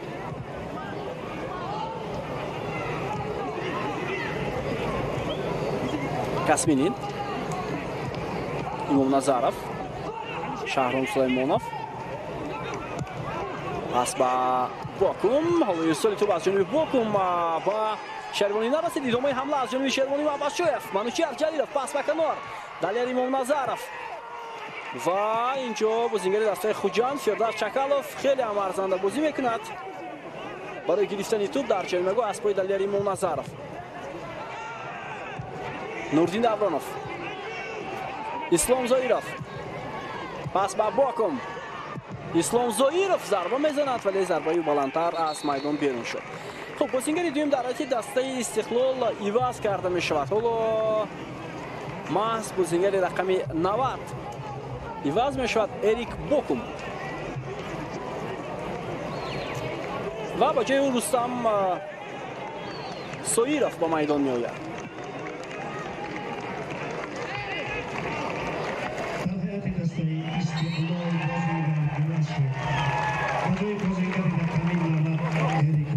ضربه سوم سویروف رو ببینید که خیلی هم بلندتر رفت و این همون هنرنمایی دلیل ایمام نظرov بود. اینجا یگان قاعده بازی مقابل فوتبالیست دسته استقلال ویران نشده است.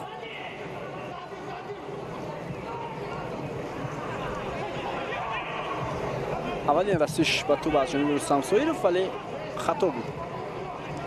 کرامتالله سعیدov،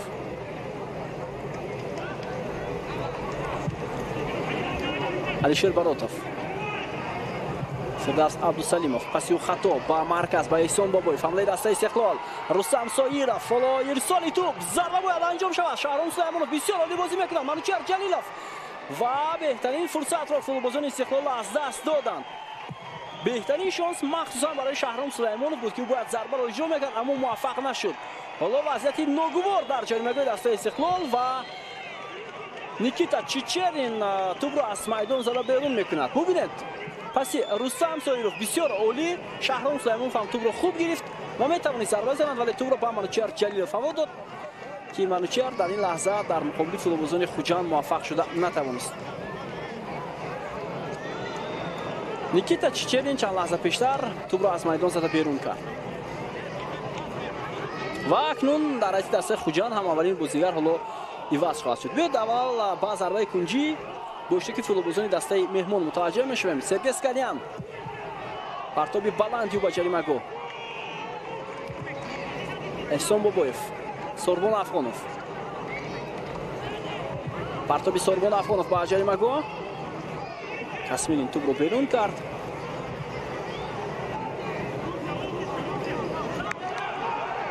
و رستم سایروف توپ رو زیر نظارت خود میگیرد حمله دسته استقلال قطع شد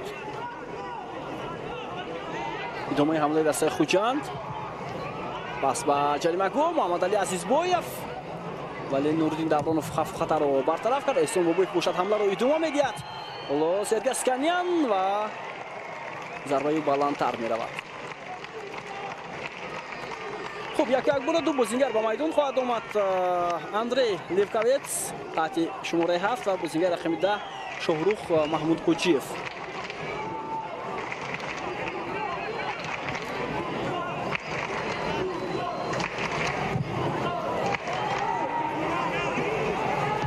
چکالوف کاسمینین شهرام سلیمانوف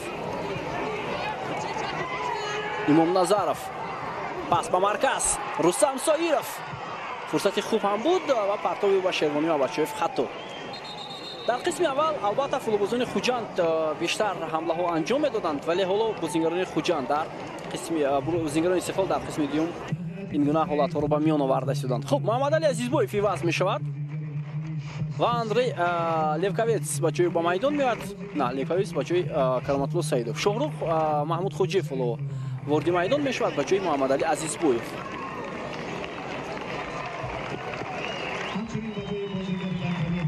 کرامتلو سیدوف رو رستم خوجیف رو در دقیقه 67 از میدان میگیرد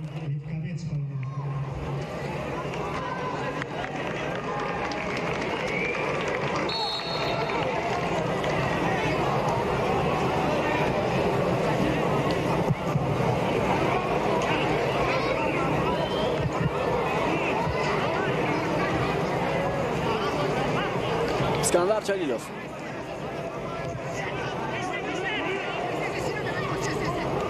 رستم یتیموف چیچرین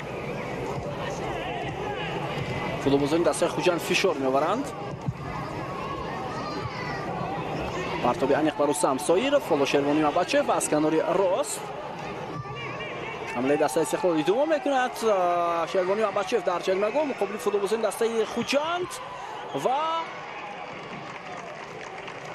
ضربه کنجی نبوده است در این لحظه های بحثناک واقعا هم دوباره که در پشت دروازه گذاشته شده است بسیار خوب و مفید فعالیت خواهد بود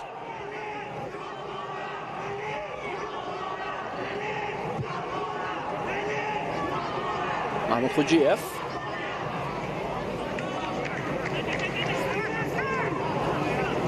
در صورت مساوی انجام یافتن این وخوری همچنین باز 15 دقیقه دیگر اضافه کرده می شود برای معین کردن خالیب و اونجا هم اگر خالیب معین نشود ضربه های پنالتی معلوم خواهد کرد خالیب را در بازی برای دریافت سوپر جام مملکت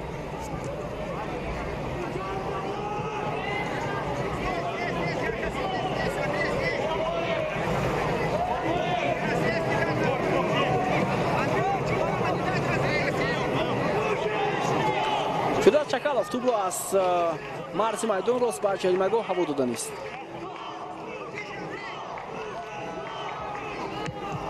Ҷоҳонгир Эргашев, Фердар Чакалов, боз ҳам Эргашев, пас ба Эҳсон Бобоев буд. Ва Эҳсон Бобоев муваффақ нашуд. Туп дар пӯи футболбозони дастаи Хуҷанд. идомаи ҳамла Сергей Сканян, вале зарбаи баландтар аз дарвоза аз майдон берун мешавад. Корти зарб ин дафъа ба Нуриддин Давронов нишон дода мешавад барои ғайриқоидабозӣ кардан дар муқобили футболбозии дастаи Хуҷанд. ин аввалин корти зарб дар бозии имрӯза.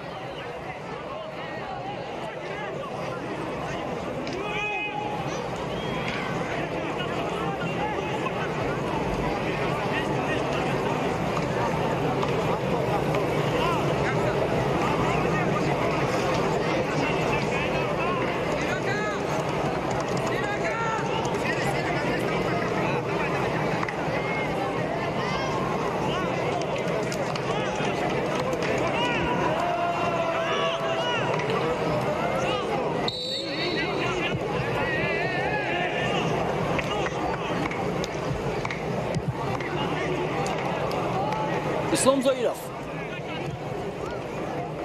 Касминин, Далер Имомназаров ва тубро аз пӯи ӯ мегиранд футболбозони Хуҷанд.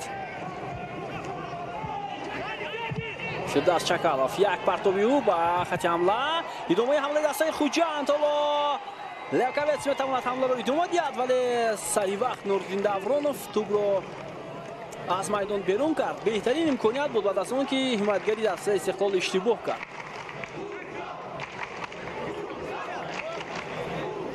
Сканян пас ба ҷаримагоҳи дастаи Истиқлол. Ҷоҳонгир Эргашев тубро аз даст дод, вале зуд футболбозони Хуҷанд тубро бармегардонад. идомаи ҳамлаи дастаи Хуҷанд. Сканян партоб ба ҷаримагоҳ ва рост туп ба дасти Рустам Якимов меравад. Шаҳром Сулаймонов ва иштибоҳ аз ҷониби футболбозони дастаи Истиқлол. Сергей Сканян паси хато буд. ҳамлаи дастаи Хуҷанд идома мекунад. Эҳсон Бобоев, Фердавс Абдусалимов, Сорбон Афғонов,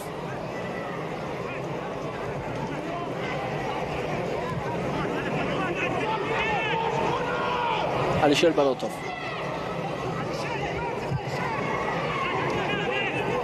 Эҳсон Бобоев дар маркази майдон тубро бои футболбозони Истиқлол, пас ба Рустам Соиров ва ба аксулҳуҷум рафта натавонистанд футболбозони дастаи Истиқлол. Наимҷон Иброҳимзода ҳоло бо туп.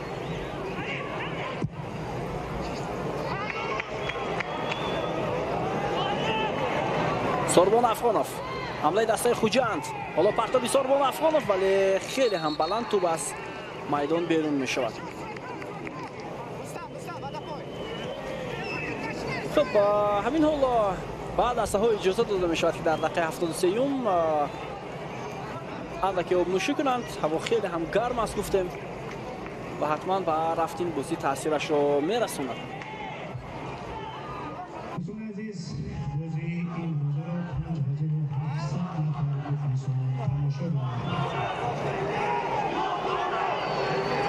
Виталий Левченко ва Рустам Хоҷаев ҳоло дастур медиҳанд ба дастбарварони худ то ки дар дақиқаи боқимонда чӣ гуна ҳунарнамоӣ кунанд. албатта бозӣ баробарро мо имрӯз тамошо карда истодаем.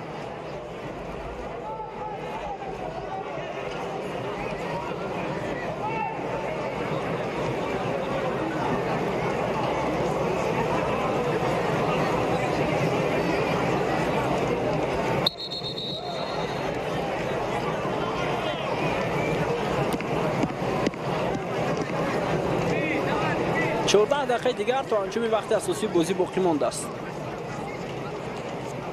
بهترین فرصتی که فوتبالبازان استقلال داشتند و اون هم با منوچهر جلیلوف بود. در قسم دوم فرصت‌های خیلی هم خوب داشت. بعد از پاس شهرام سلیمانوف هم میتونست دروازه حریف رو رخنه کند ولی موفق نشد.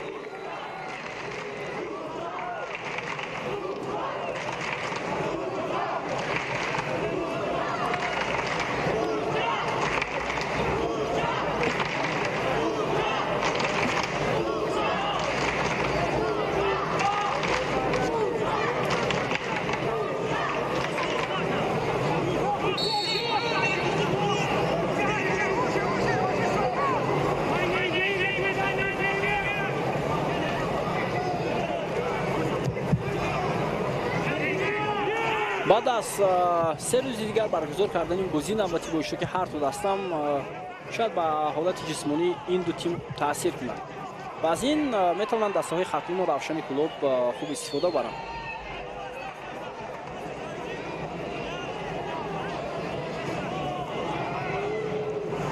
حمله‌گری دسته خوجند اوسیب گرفته است.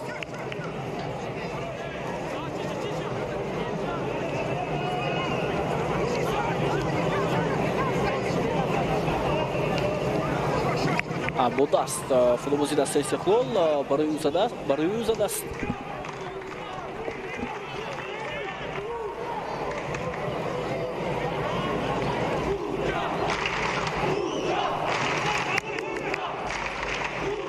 خب رستم خوجیف شاید از بازی دست پروردنش قناعتمند هم هست. عموما خوجند در بازی نظر به بازی‌هایی که در چمپیونات لیگ عالی فوتبال کشور انجام داد خوب هم بازی کرده است. وضعیت بسیار ناگوار برای دلیرجان براتوف در زبان دسته خوجند. ادامه حمله از فوتبالبازان استقلال. نورالدین دورانوف پرتابی او به نتیجه فوتبالبازان خوجند توپ را برطرف میکنند. اسکندر جلیلوف، چیچرین، اسلام زاییروف ارسال توپ به کناری چپ و دلیرین نظرف توپ را اداره کرده نتوانست.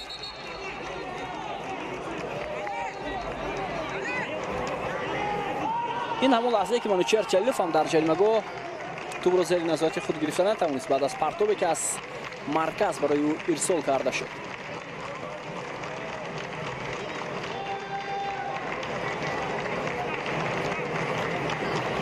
خب یکی از فوتبالبازان دروازه‌بان انیخترش دلیرجان براتوف کمی آسیب گرفته است.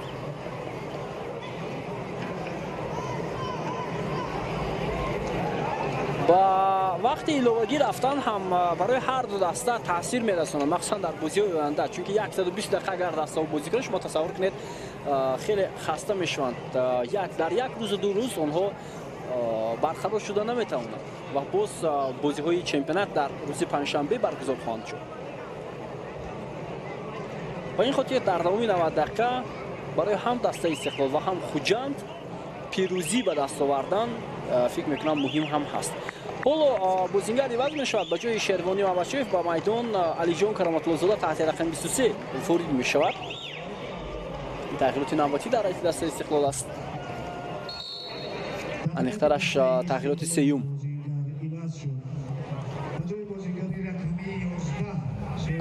کاسمینین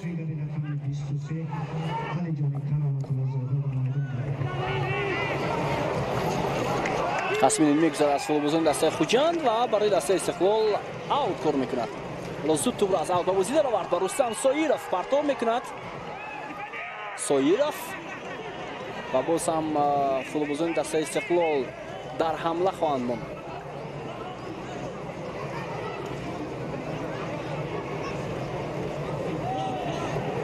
دلیل منظرف ساییروف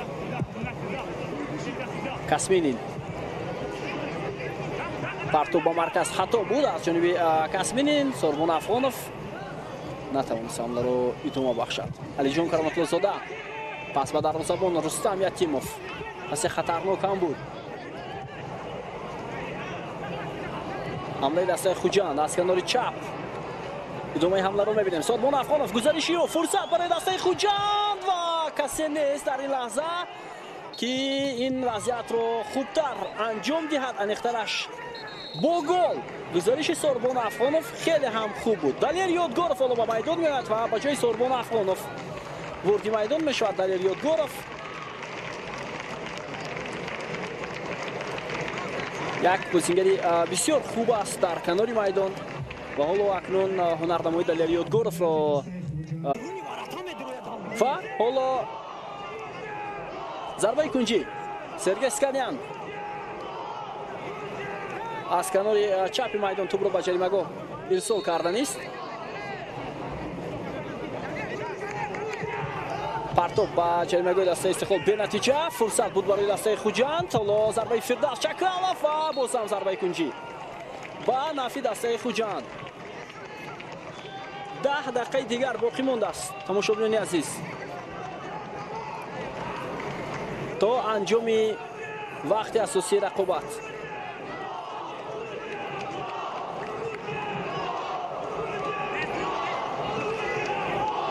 پرتاب دیگر از کنار میدان و باز هم بیرون کرده شد توپ از جریمه‌گاه.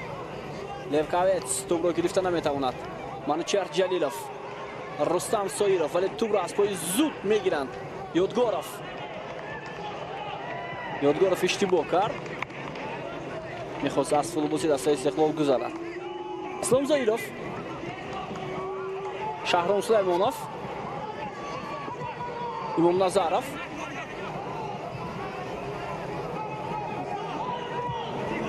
اسلام زایروف، پرتابی بلند اسلام زایروف با کناری راست ادامه حمله دسته استقلال. علیجان کرامت‌الله زاده بسیار گزارش خوبی و پرتاب با جریمه‌گاه ولی با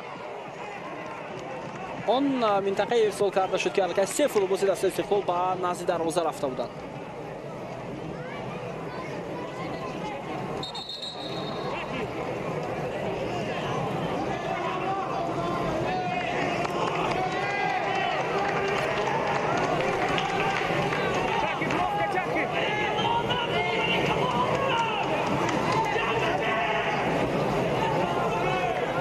صاحب همین سوپر جام بعد از دقیقه های بعدی معلوم خواهد شد. چکالف مجبور شد توپ را از میدان زده بیرون کند، لوچی دیگر هم نداشت.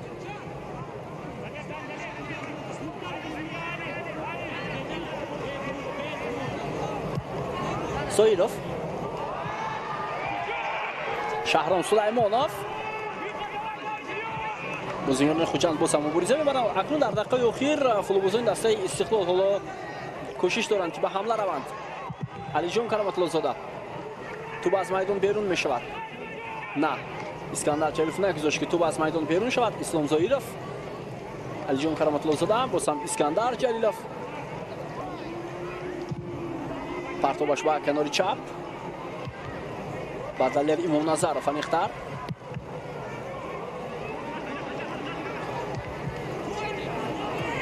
با توپ فولبوزان خوجند احسان بابایف، پرتابش به حمله‌گر شاهروخ، اما فولبوز رقمیده دسته خوجند با توپ نرسید.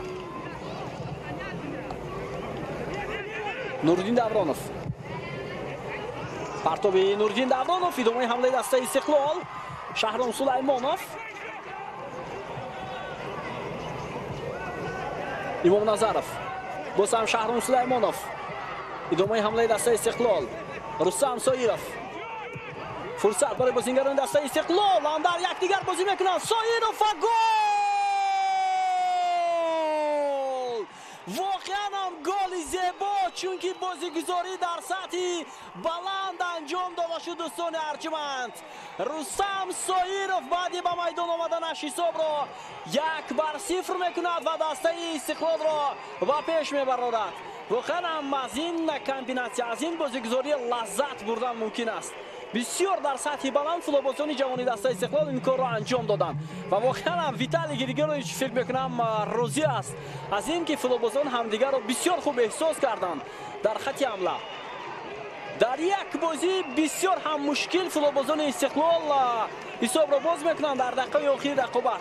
اسلام زایروف، شهرام سلیمانوف، منوچهر جلیلوف بسیار در سطح بلند این کار را انجام دادند. همه چیز از شهرام سلیمانوف آغاز شد. رستم سایروف، اسلام زایروف و منوچهر جلیلوف که پرتاب گل‌آور را انجام داد. دفاعگران دسته خوجند فارغ بولی کردند، گویم خطا نمیکنیم در این لحظه. آنها مبارزه برده نتوانستند. حساب کشاده می شود. دوستان ارجمند شادی و نیسانی فوتبالبازان استقلال حد و کنار نداشت.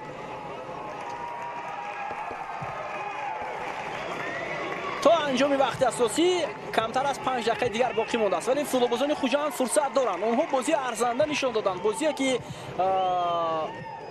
مخلصان دسته خوجند میتوانند با اون افتخار هم کنند، خودی بازیگران دسته خوجند.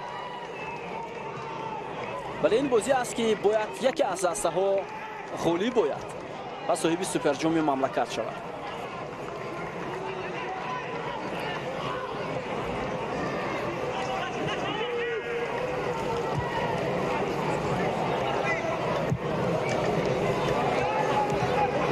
اسکانیان و مقابل خود بازی ویران میشه. 100% نوردین دورانوف کارت زرد دارد و باز هم سرگی اسکانیان را از پای میافتاند. نیم محافظتگری دسته استقلال.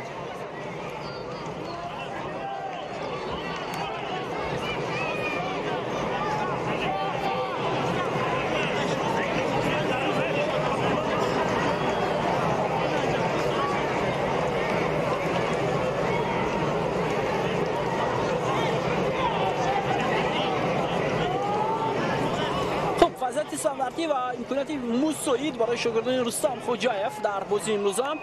حالا بیاد متوجه میشویم که ضربه چگونه اجرا میشد. نعیمجان ابراهیم زاده در نزد توپ و ضربه های خوب هم دارد این فوتبالباز. ضربه او و توپ به بازیگر دسته استقلال نوردین دورانوف برمیخورد. دلیل یادگارов از کنار میدان حرکت های خوبی و پرتاب به جریمه‌گاه دسته استقلال، ولی توپ باز هم بیرون کرده شد.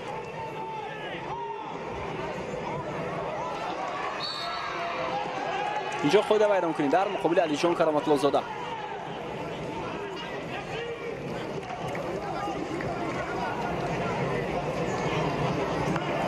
احسان بابویف اندکی رسیش داشت با حمایتگری دسته استقلال.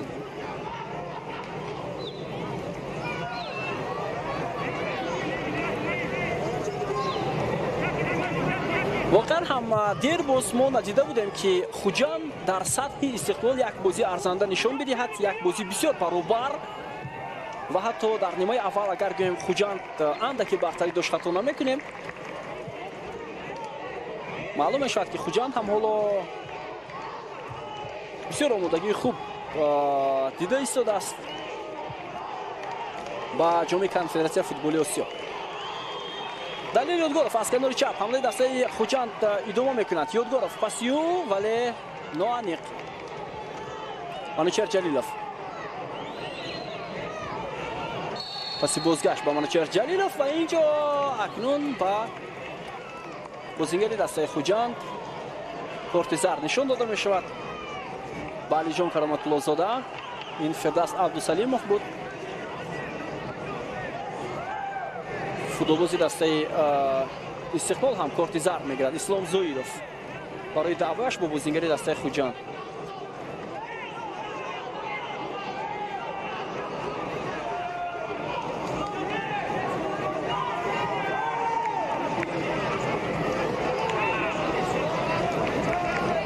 فردوس عبدالسلیمov هم حالا کارت زرد گرفت.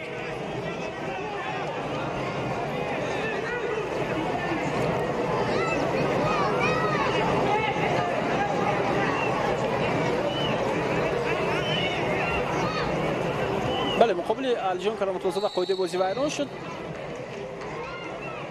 و بعدا اندکی نزاع بین بازیگران به میان آمد.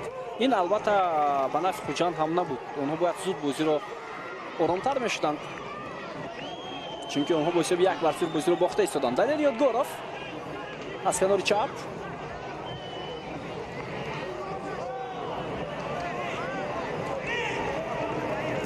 لیوکاویتس فردوس چکالov. حالا دو بازیگر در دسته استقلال آماده است برای به میدان آمدن.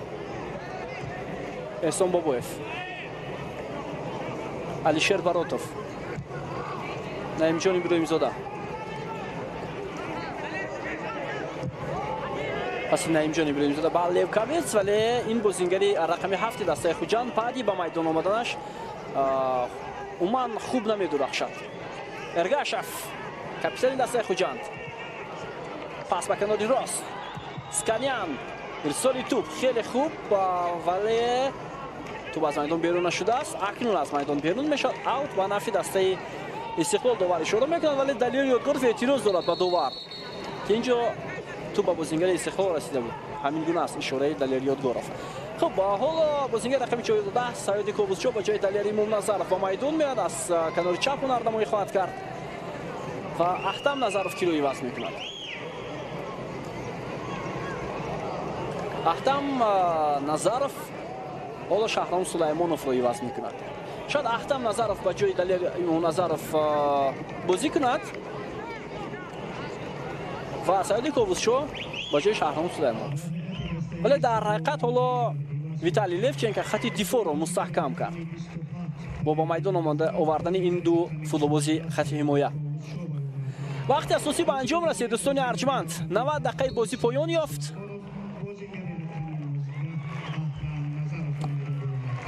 حالا میبینیم که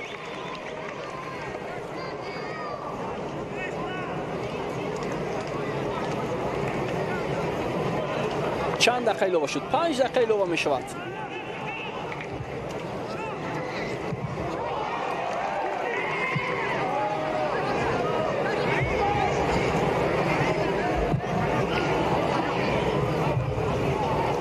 لیوکاویتس، یادگاروف، احسان بابویف، نه فرداس عبدالسلیموف بود است.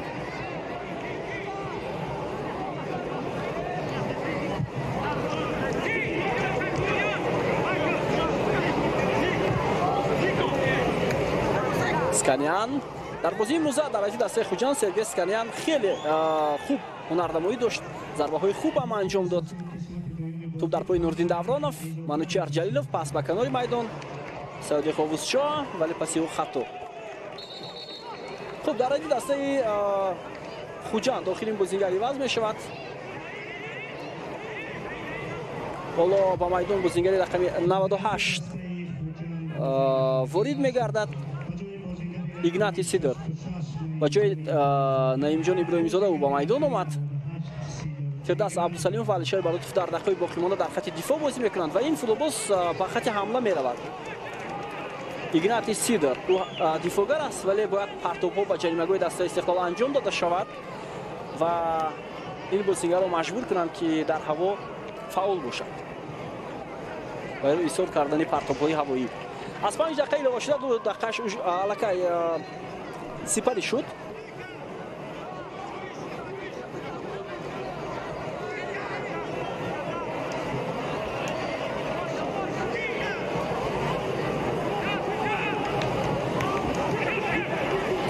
بازیگر استقلال مجبور میکنند که فوتبالبازان خوجند هم توسط دروازه‌بان بازی خود را برآورند.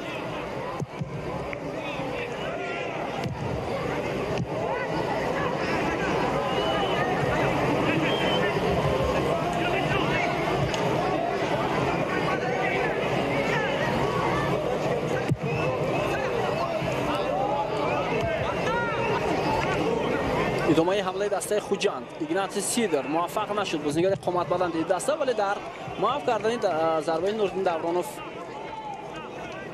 توپ را از میدان بیرون کرد. از نزدیک دروازه اکنون دروازه‌بان دسته استقلال توپ را به بازی می‌دارد. 2 دقیقه دیگر باقی مانده است و ماست این با نفی فوتبالبازان دسته استقلال هم است که اونها باید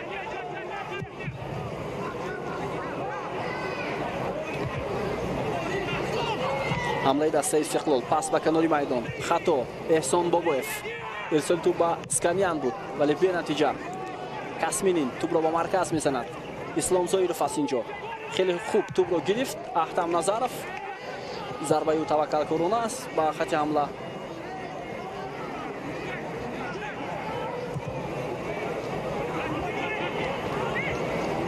احسان بابویف پرتاب خیلی هم بلند. حمله دسته خوجند فرصت به حد خوب بود برای بازیگران خوجند و این دلیل یادگاروف بود. اگر خطا نکنم بازیگران دسته استقلال پیش دستی کردند. بیاید میبینیم که کی این عمل را انجام داد. علی جان کرامت الله زاده و با دلیل یادگاروف فرصت نداد که ضربه زند. اکنون وضعیت استانداردی ثانیه‌های با شمار باقی مانده است. پرتاب دلیل یادگارف با جریمه‌گاه تو بیرون کرده می شود. احسان باباєв ضربه سختی و خطا می رود. فکر می کنم همینجا وقت هم برای دسته خوجند به انجام رسید، چون که با آغاز کردن بازی از نزد دروازه باز چند ثانیه دیگر صرف خواهد شد.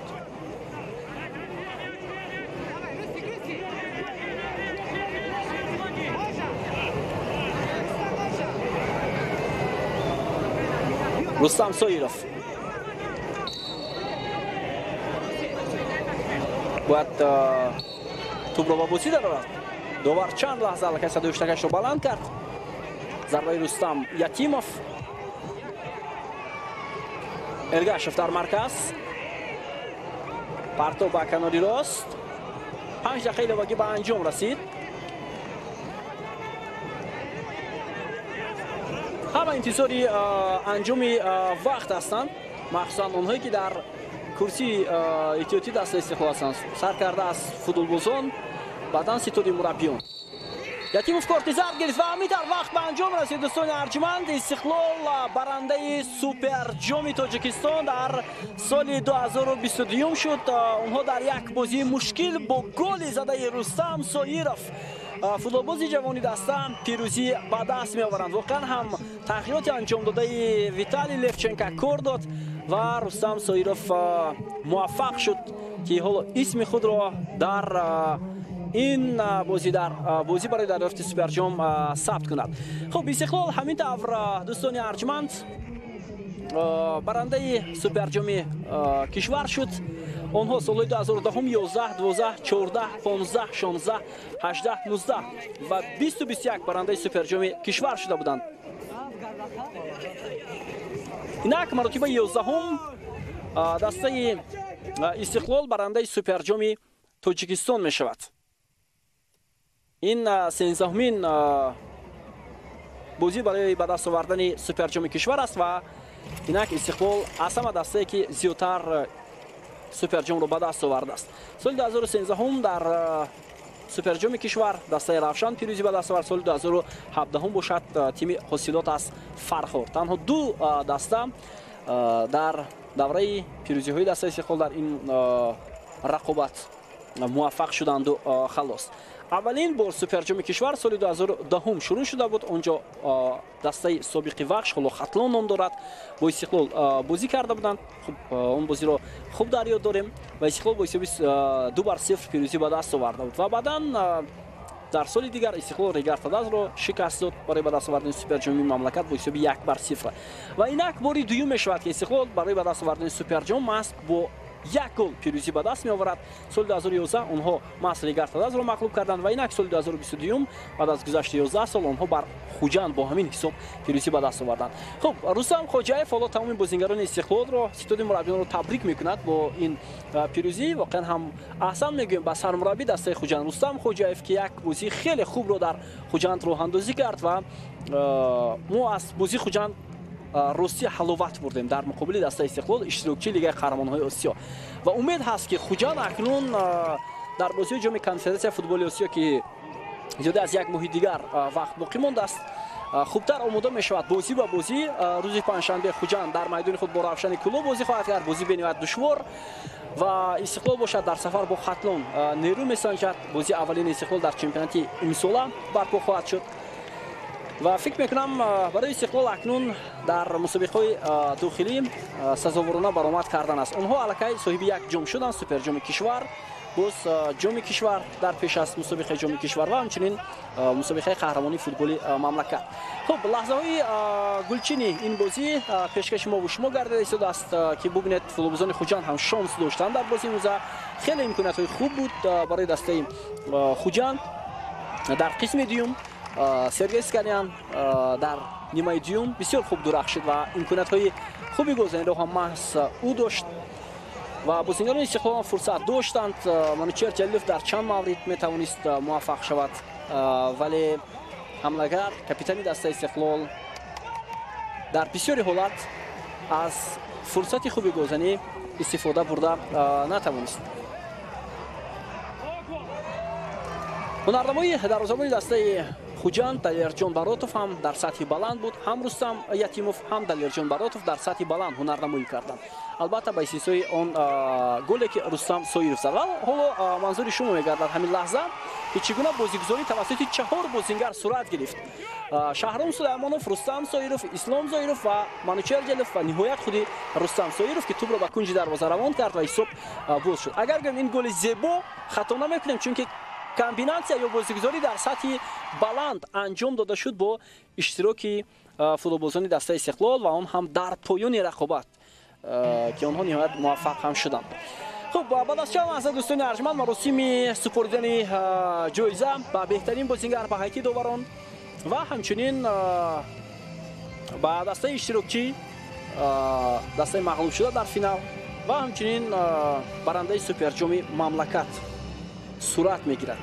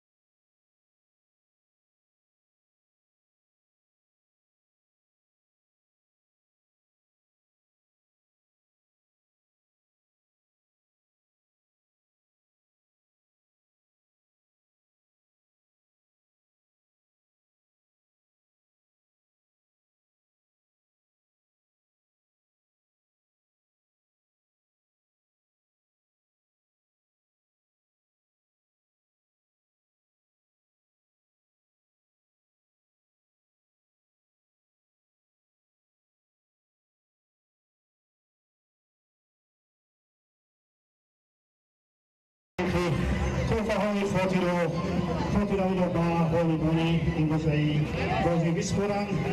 علیشیر اورانوف نایب پرزیدنت فدراسیون فوتبال تاجیکستان، دولتمند اسلاموف کاتب گنرالی فدراسیون فوتبال تاجیکستان، سایبال شاه قربانوف دیرکتور لیگ فوتبال تاجیکستان، الکسی باگین دیرکتور اجرایی شرکت پارلمان. دوستان ارجمند برمیگردیم به گزارش مستقیم خود از جریان مراسم سپردن جایزه ها با دو دسته اشتراکی سوپر جام تاجیکستان 2022 و استقلال مرتبه 11 برنده سوپر جام تاجیکستان شد و از همه زیادتر و ما گفتیم که دو دفعه دیگر دسته های روشن و حاصلات برندگان سوپر جام تاجیکستان شدند. خوجند در تاریخ موجودیت خود باری هم صاحب این جام نشده است. خب امروز بیننده عزیز البته جایزه ها با هیئت داوران سپرده می شود. بهترین بازیگر هم معین خواهد شد و همچنین با دسته دوم یا اشتراکچی سوپر جام کشور که این هم دسته خوجند است و بعدا با دسته پیروز تیم استقلال دوشنبه.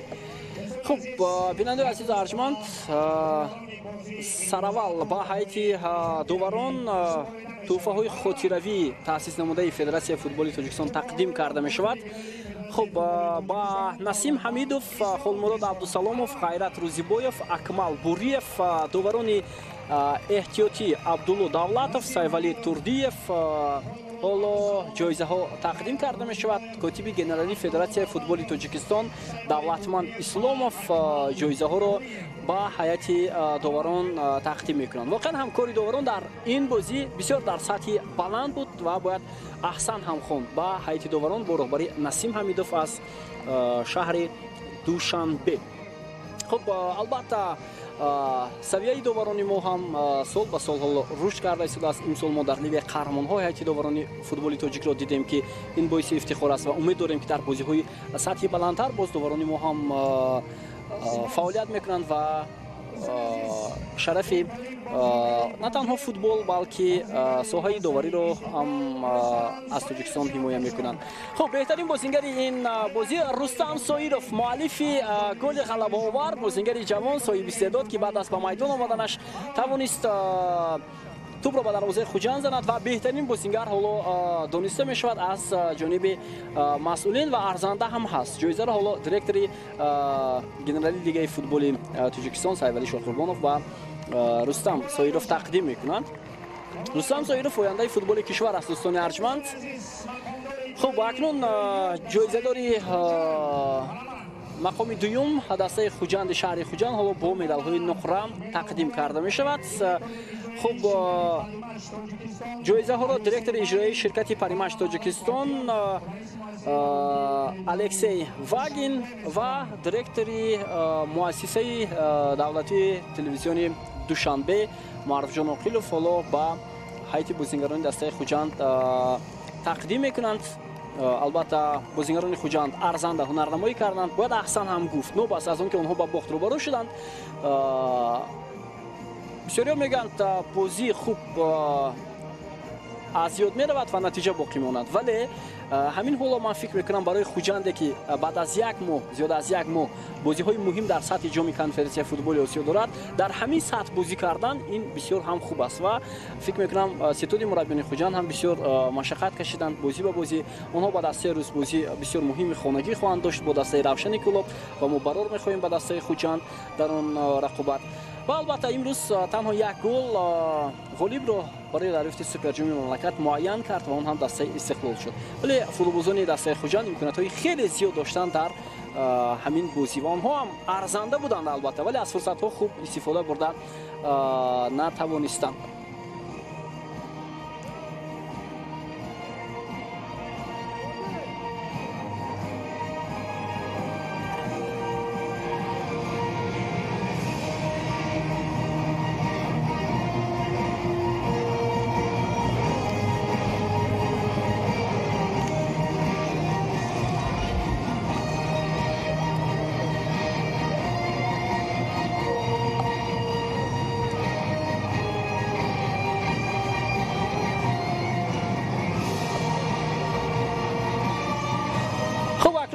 дастаи ғолиб ҳоло ба майдон даъват карда мешавад ба минбари ифтихорӣ ва ҳоло медалҳои тиллоро барои суперҷом. خب با هیئت بازیگران مدال ها را تقدیم میکنند اعضای کمیته اجرایی فدراسیون فوتبال تاجیکستان انور شومرزویف، همچنین رئیس کمیته ترتیب و انتظام فدراسیون فوتبال مملکت طاهر نورزاده با هیئت بازیگران دسته استقلال تقدیم خواهند کرد. ما بالاتر اشاره کردیم که هیئت دسته استقلال بعد از بازگشت از لیگ قهرمان‌ها اینک باری اول در موسم امسال در میدان‌های سبز کشور در بازی‌های رسمی هنرنمایی کرده ایستادند. حالا هیئت بازیگران، ستاد مربیان، کارمندان این دسته با مدال‌ها قدر می‌شوند.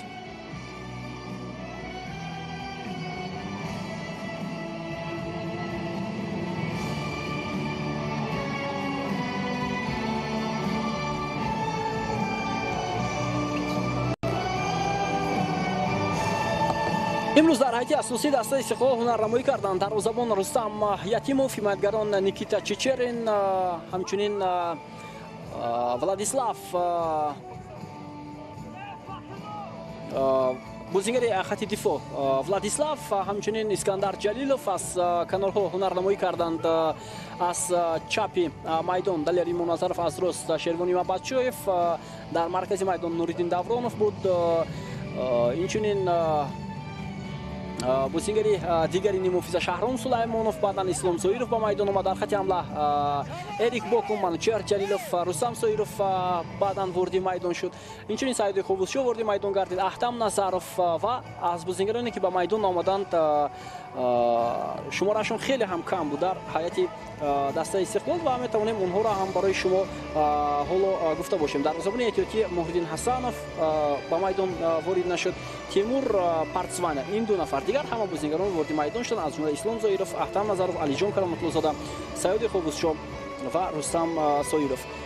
و این هم گل زده رستم سویروف در پایان نخوبت که گل غلبه آور بود.